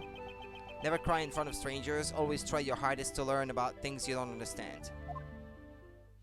Ah, now that you mention it, I once heard something from Detective Bad a long time ago. It seems that before anyone had noticed, Kay's memento had gone missing. What? So a piece of evidence that was in police custody went missing? How is the CIP or PIC, yeah, whatever, not taking Whip Lady's badge? Yeah. If anything, just out of virtue of being Von Karma's daughter, you'd think that she's up to no good. What could this mean? Why was the missing notebook found here? You there, do you happen to know anything about this notebook? The victim was carrying this notebook when we found her. That was the only evidence we had to identify the body, so that's why you called her Kay. What a misleading victim, huh? Why did she have Kay's notebook? I sure would like to have some information on the victim's identity, though.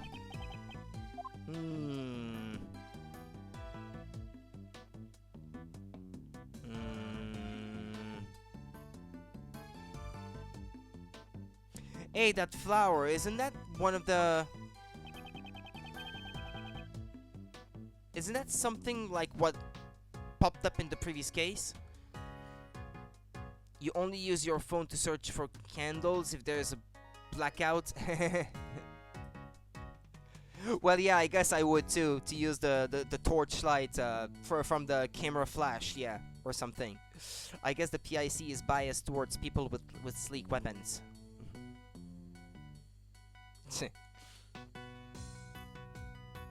Something seems to be pinned to her jacket. What they call the corsage or corsage or whatever. It's made out of purple cloth. It looks like it's been forcibly torn off, doesn't it? Wait, what? Are we referring to that? Okay, no, never mind. Courtney, whip karma.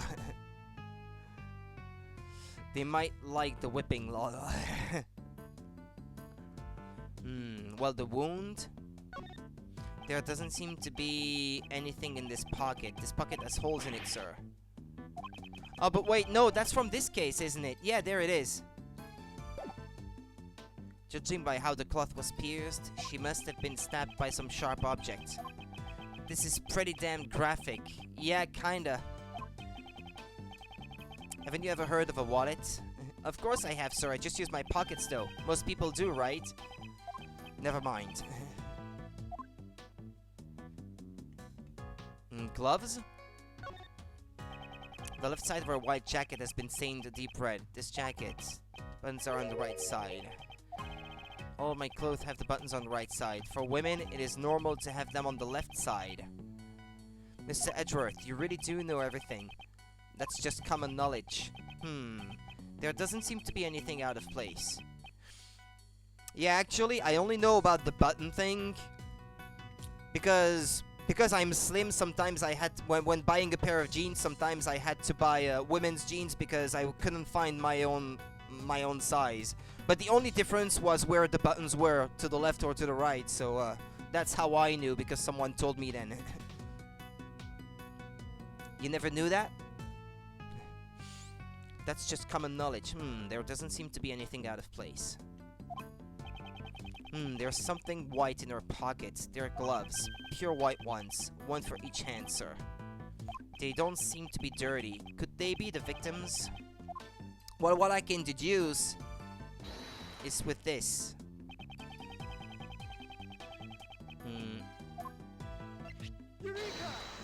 The purple flower Kay had with her. I wonder if that originally belonged to the victim. Now that you mention it, the cloth does look the same as the one on the pin. Yes, let's compare them without delay. It's a perfect match, sir. Way to go, Mr. Edgeworth. Purple flower data updated in my organizer. The fact that this flower belongs to the victim means... That can only mean that Kay Faraday came in contact with the victim. And about that corsage or corsage, I don't know how it's supposed to be pronounced. It looks like it was forcibly ripped off. There is a possibility that Kay Faraday is connected to this case. Oh, they're gonna accuse her, aren't they? And depending on the situation, we may have to consider her as a suspect. What did you say? There's no way she did it.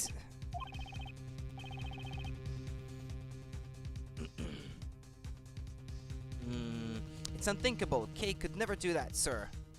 However, it's true we have no evidence to deny that claim. It's nothing more than a possibility at the moment, isn't that right, Miles Edgeworth? Indeed, for better or for worse. Well, she's not gonna admit to it, but she likes gay.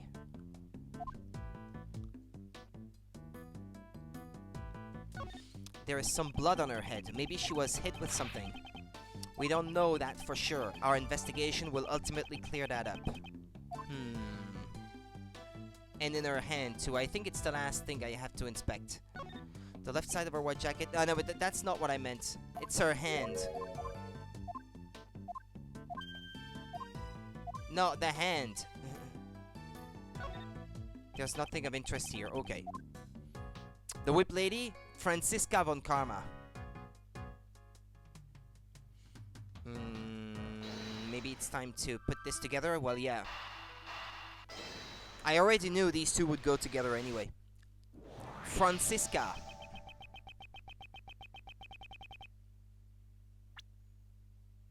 Spelled like this. Well, okay, admittedly it might be tiny depending on the screen you're watching this on, but it's Franziska.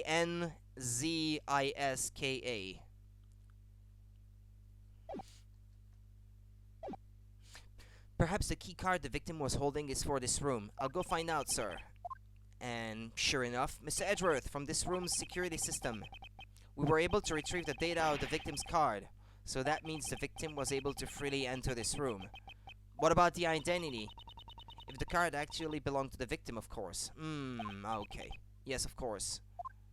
A key card for entering the PIC meeting room was in the victim's possession. Got it. Typed what von Karma before you answered because I knew that it was something von Karma. Yeah. So the victim's identity remains unknown. Should you really still be calling me Kay? Of course. What are you saying, pal? Thank you, but then, what about that woman? She is someone who you may have killed. That's all we know. There's no way that's true. Right, Mr. Edgeworth? I also do not believe you killed her. You are such a naive man, Miles Edgeworth. Here I come to save the day! That voice. Oh no. Oh no. Also, she's dressed kind of pervertly waist down. So don't be afraid anymore, for the best prosecutor is here today. No, him and her. They're here again. Pardon the interruption. Mr. Edgeworth, get away from the victim. I have inherited her dying wish. No one asked for you. Did you know the victim? Just as I thought. I like his theme though. It's cute and light-hearted. The goddess of law will surely reveal the truth to us, so please rest in peace. That's right, Justine. Now that I'm here, everything will be a-okay. The culprit will rue the day cross path with my Myarg! My arg. I guess. Miles Edgeworth, who is this fool of a man? Thank you for saying it. Why is she glaring at me? You are Franziska von Karma. I apologize for my late introduction. I am Justine Courtney.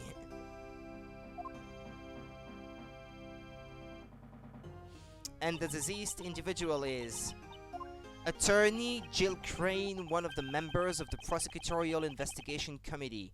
Jill Crane? Never heard of her. I see, so that's why she had the key card.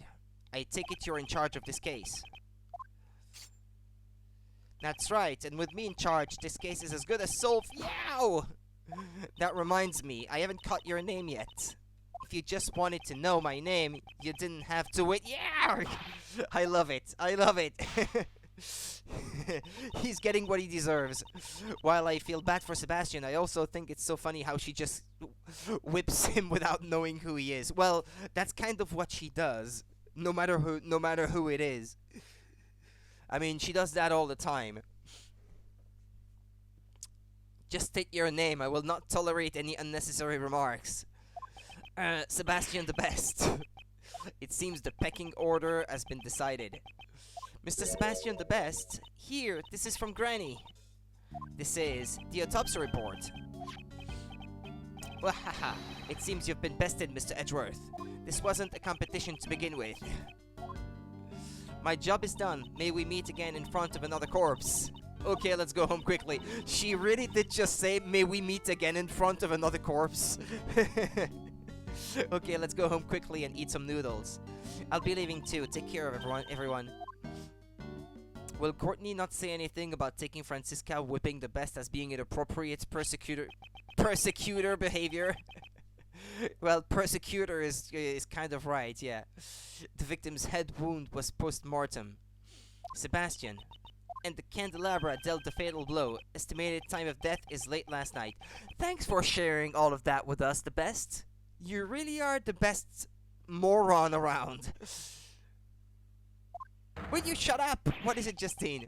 While I do appreciate your enthusiasm, perhaps you should give your tongue a rest. You might pull a muscle. That would be painful indeed. Topsy report jotted down in my organizer. Great, and I didn't even have to do anything illegal to get it. May we meet again in front of a corpse. I want to use that IRL. I want to make that my catchphrase. I wonder, would you really want that? Anyways, it's quite clear now. Kay Faraday must be arrested. What? What's the big idea, pal? He just arrived and already he wants to arrest her. It's just as he says, detective. The culprit is Miss Kay Faraday, the young lady in bandages over there. Although, she's not wearing her usual attire. Are you not Miss Kay Faraday? Well, we could say that she's not. And what would you do if she is Kay, if you're going to arrest her? Then I will resist by any means necessary. That I guarantee you. I am now convinced the doubts surrounding your suitability as a prosecutor were indeed warranted. It's fine, Mr. Edgeworth. You can go. Don't worry about me. I'll be fine. What are you saying, Kay? You can't just go along with them, pal. But I don't remember anything. What if I really did kill that woman, and then forgot about it? If that's true. Acknowledgement is the goddess's mercy. Atonement is our will. The goddess of law will surely praise you for your prudence. Sebastian and Judge Courtney. If you believe she is the culprit, on what basis do you make your accusations? Unless I'm completely convinced by your explanation, I will not obey your orders. Fine, have it your way. Now sit tight and listen to the perfect reasoning of the best. Why we suspect Kay? I am the best in the world. No one else can do what I do. Yeah, okay. I'm pretty sure I don't have to press that.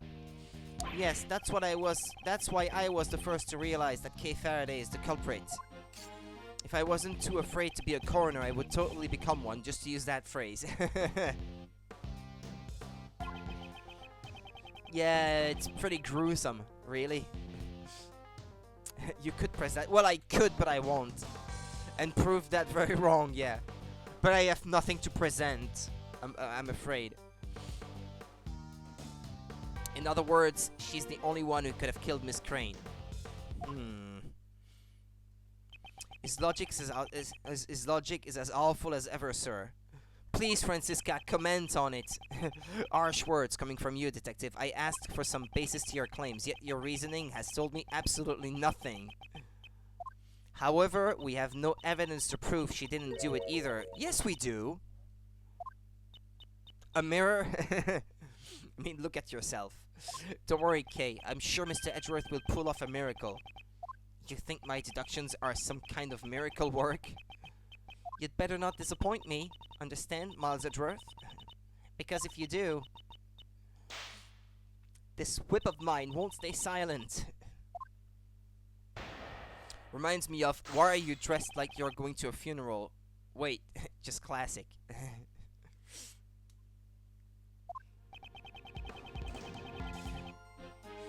I am the best in the world, blah blah blah, blah blah blah blah blah blah. She broke into it? What about security, moron? What about this? You need a key card to get inside the room. It certainly sounds like you are quite familiar with this room. The best man for the job should know all about the best places. Unfortunately, it seems that you are not the best man for the job. Are you mocking me? That's for you to decide. You didn't even know about this key card, did you? Of course I know about that. You needed to enter this room. Huh? Was it really needed? This foolish fool simply doesn't know when to give up. I miss the foolish fool's foolishness. Ouch! Sebastian, do you really suspect Kay? That's right. She's the only one who could have done it. Well then, allow me to ask you, since this room can only be entered by using a key card, how did she enter the room without one? Oh, well, she probably used this and that and...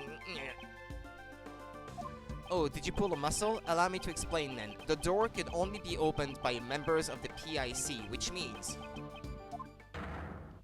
Yes, that's correct. She conceded so easily. Take a look at this. It's a record of this room that I investigated just a while ago.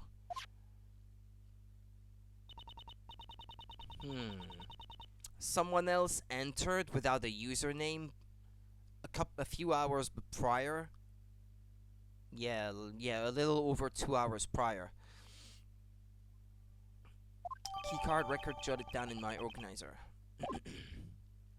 It's probable that the killer entered the room together with the victim, Miss Crane. Which means it was Money the Monkey. Your logic holds, but it is still merely conjecture.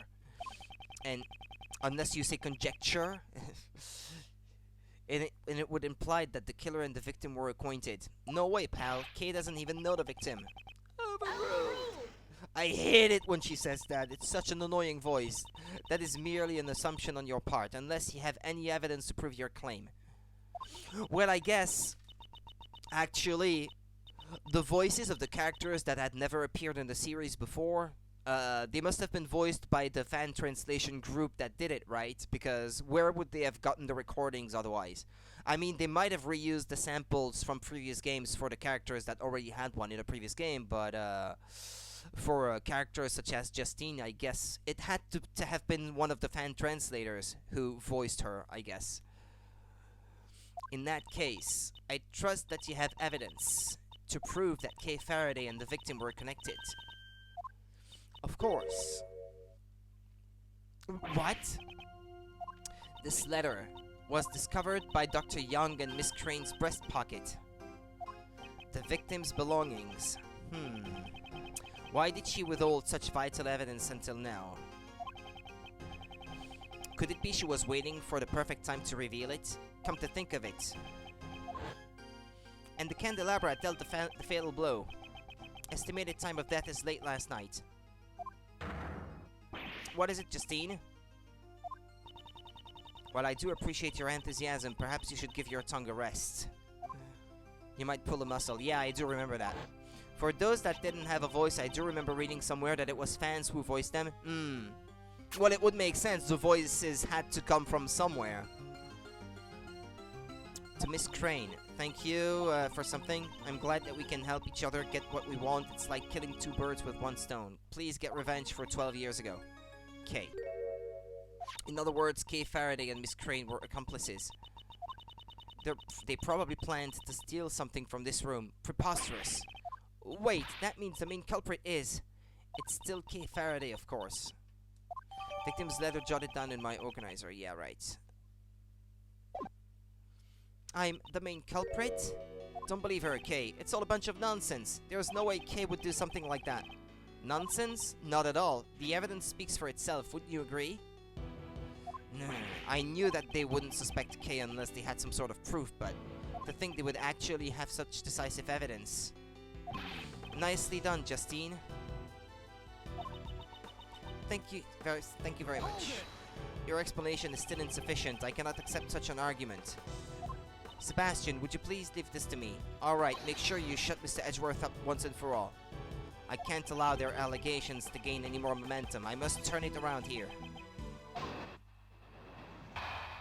The letter from Kay. The relationship between Kay Faraday and Miss Crane is as documented in the letter.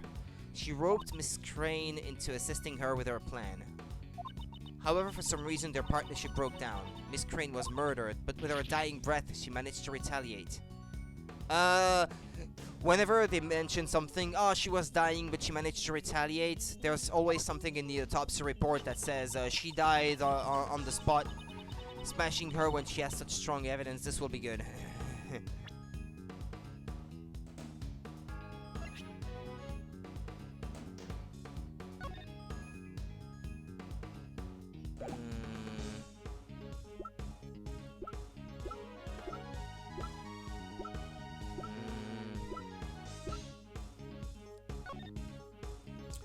Miss Green, thank you so much for helping me with my plan. I'm glad that we can help each other out. Each other get what we want. It's like killing two birds with one stone. Yeah, okay.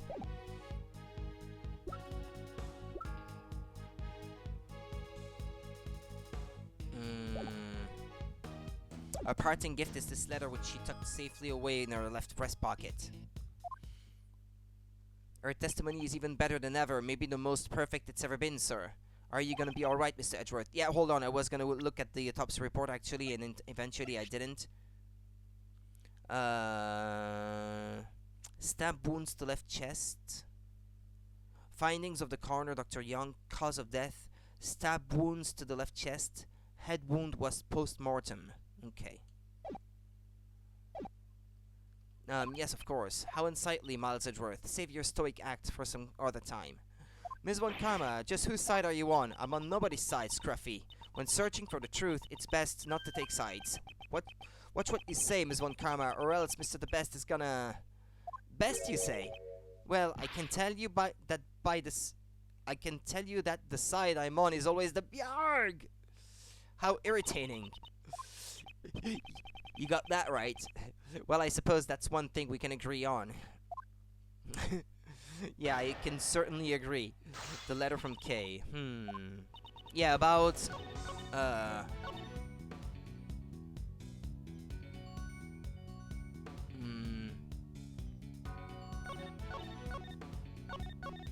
either here or...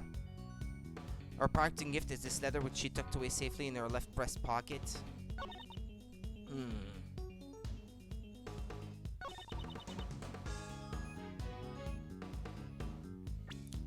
But she was stabbed on the left side, wasn't she?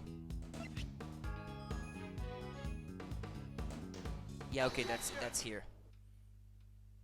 Yeah, I will finish this part of the game and I will really stop this time because I would have to stop streaming too, so yeah, I will have to stop soon too, so I just want to get to the end of this part.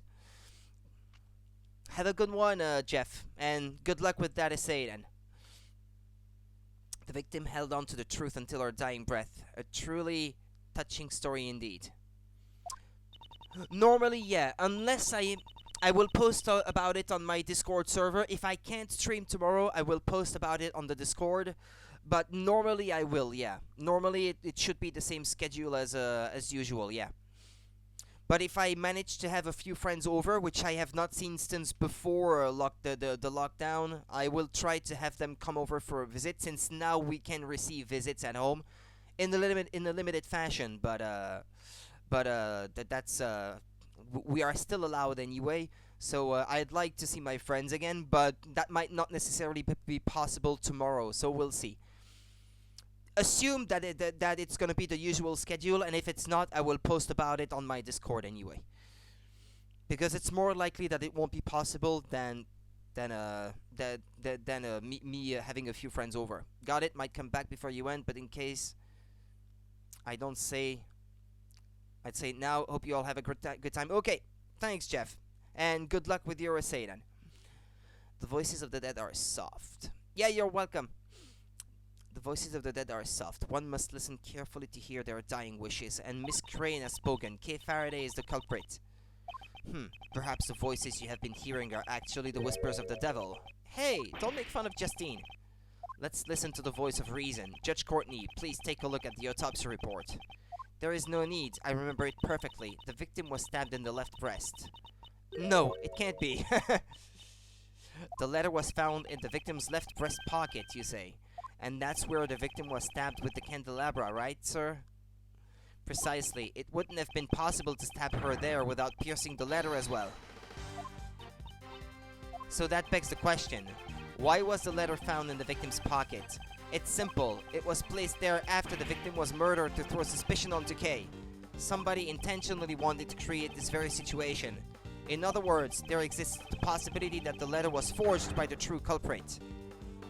No! The real murderer tried to pin the crime on Kay. That is the only explanation for the letter.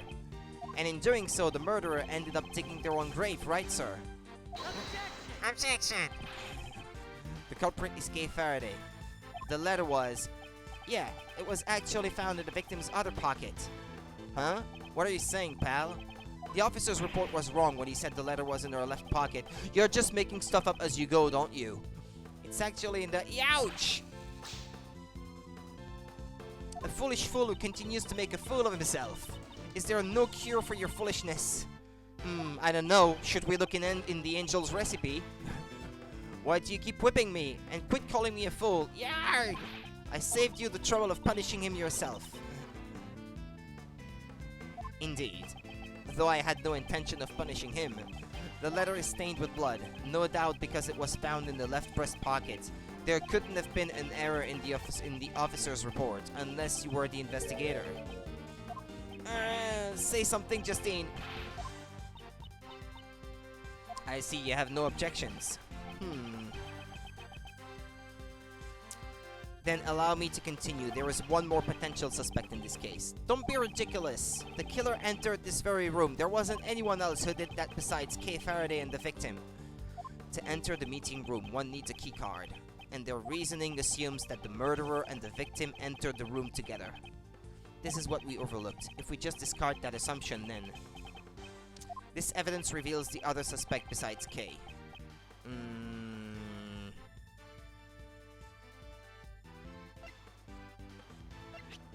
Someone with a key card that arrived before her. This is the key card record Judge Courtney handed me earlier. The victim's key card was used at 12:52 a.m. And there was one more person who also used a key card. So you're saying this person was waiting to ambush the victim inside the meeting room? The key card was used at 10:15 p.m. I wouldn't say it's impossible. And then, why is there no name? Did someone erase it in the record? How is it possible even that there would be no name? No, it's impossible. And what makes you say that, pal? You got any proof? Of course I do. I myself am that proof. I was the one who used that key card after all. Why is your name not on it?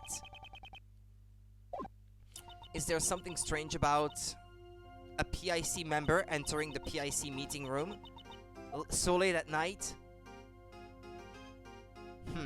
That proves nothing. The fact that you were in here at all makes you a suspect. Or do you perhaps have any evidence that you didn't kill your colleague? Such nonsense. What would I gain by murdering her? What would Kay gain by murdering her? Allow me to reiterate what you said earlier. I'm sure it will all become clear upon further investigation. Why would I, a faithful servant of the law, commit a crime? True enough, I entered this room. However, that alone is not reason enough to suspect me of a crime. If that's the case, please tell me why you entered this room. I had some business to take care of, and some preparations had to be made. Preparations? That sounds pretty suspicious, pal.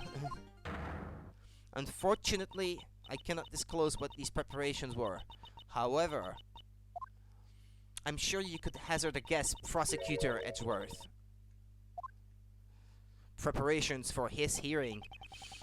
So she was preparing for my hearing. She must have gathered all the necessary materials to take away my Prosecutor's badge. Wonderful, wonderful. It's good to see young people go head-to-head so ruthlessly. Who is that? Oh my, that's quite the beard. That takes me back. When I was young, I'd always butt heads with this brash detective. And then one day, he just disappeared. I hope he's still doing well. Ah, here come the waterworks. Chairman the best. The best? Did you just say the best? Hello, Courtney. You sure are full of energy today. And if it isn't little Von Kama, look how much you've grown since I last saw you. Sir, it has been quite a while. A courtesy? You don't have to treat me like some sort of stranger, you know? Remember back in the old days when you'd sit on my lap and call me Unky Boo Boo? Here I go again. Oh, how I cried back then. Pops, what are you doing here? A member of the PIC was killed and I heard that you were in charge of the case. What kind of prosecutor is followed around by his own father? Hold your tongue. Do you have any idea who this man is? Chairman of the PIC, former chief prosecutor. He's the right hand of the goddess of law. That would explain why his moron of a son became a prosecutor then. Must have pulled a few strings.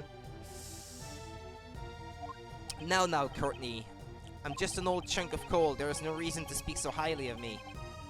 Please excuse my subordinate's behavior. I am Prosecutor Edgeworth, isn't it? Along with his trusty sidekick, Dick Gumshoe.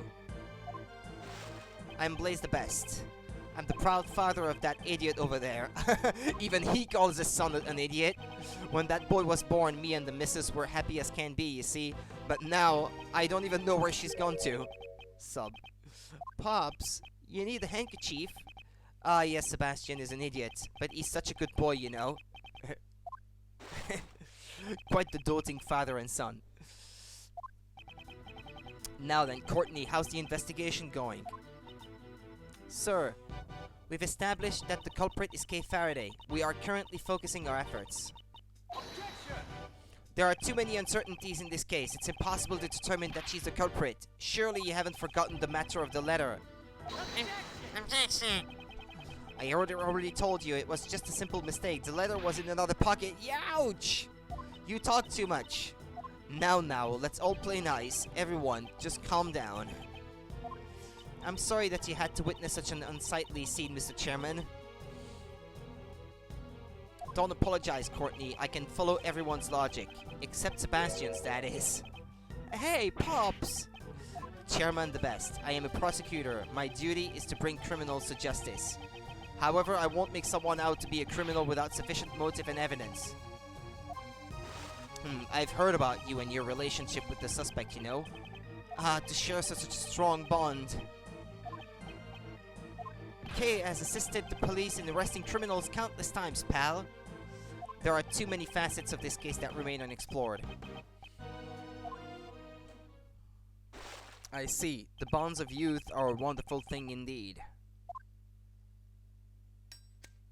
What's he doing? What did he burn? But that is that and this is this, you know? What's that supposed to mean? The prosecutor's office needs to resolve this case as quickly as possible. I mean, just think of all the other cases that are piling up. There's no time to waste here. It's unfortunate, but you understand, right, Edgeworth? What? Now then, Kay Faraday. I'd like to arrest you now. Okay. No, I won't let you. Kay is innocent, pal. To defy Chairman the Best is to defy the law. It would be a grave act of disloyalty. In other words, a hearing won't be needed. Are you prepared to lose your prosecutor's badge? That's... Mr. Edgeworth's badge. You can't do that. Using a prosecutor's badge as a shield.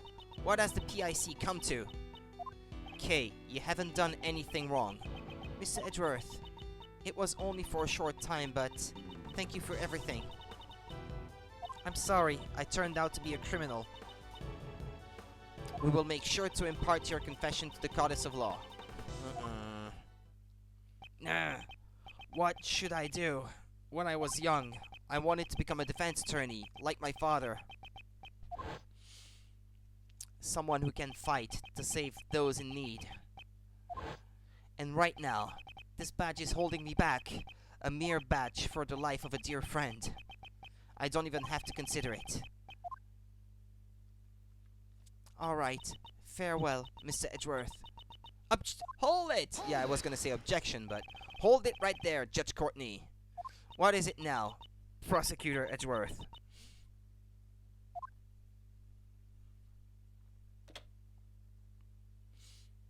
This is your prosecutor's badge. Prosecutor Edgeworth, what is the meaning of this? Consider this my resignation. I am no longer a prosecutor. Mr. Edgeworth. What are you doing? Explain yourself, Miles Edgeworth. You can't be serious. Mr. Edgeworth, you're joking, right? If you aren't a prosecutor, then my only mission is to bring the truth to light. If it's the prosecutor's path to turn a blind eye to the truth, then that title is worth nothing to me.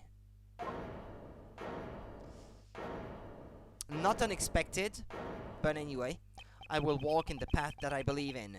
I will not be stopped here. You're running away from Von Karma, from me. No matter what you say, I don't intend to go back on my decision.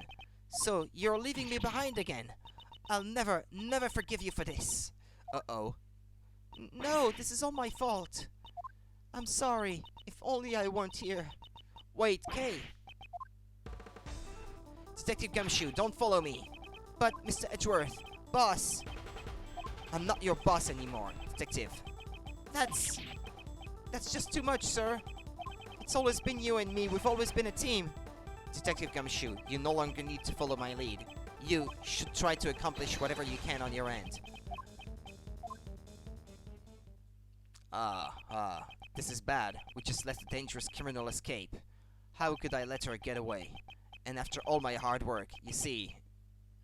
Rest assured, Mr. Chairman, this area will be locked down immediately. Good. I expect the best from you, Courtney.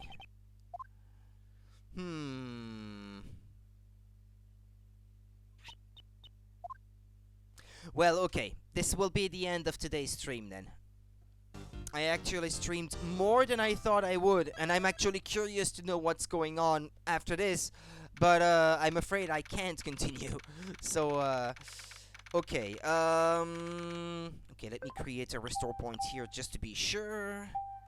Right, so normally there should be a stream tomorrow night, unless I manage to have a few friends over. We'll see. But I would warn you guys on my Discord anyway, if that was the case, if I couldn't make it. But normally I should be here, I think. It's more likely that there will be a stream than the opposite. So there you go, there you have it. You're welcome, guys. I'm glad that you liked it, and I'm already excited about knowing what happens next, because this is a great case so far. The plot thickens, and I like it. Thank you for watching. Take care of yourselves. And, well, if not tomorrow, I would be back on Saturday afternoon for sure anyway. But normally, I should be here tomorrow night as usual. But take care of yourselves then, like I said. And see you next time. You will be here, yeah, if you stream tomorrow. If not, then next time you stream. Yeah, if not tomorrow night, same time as usual, then that would be on Saturday in the afternoon. So right now it's nighttime where I am. But that would be in the afternoon on Saturday, because I don't stream in the evenings on weekends. I stream in the afternoon on weekends. So there you go. That's all I had left to say. So see you next time. Bye bye.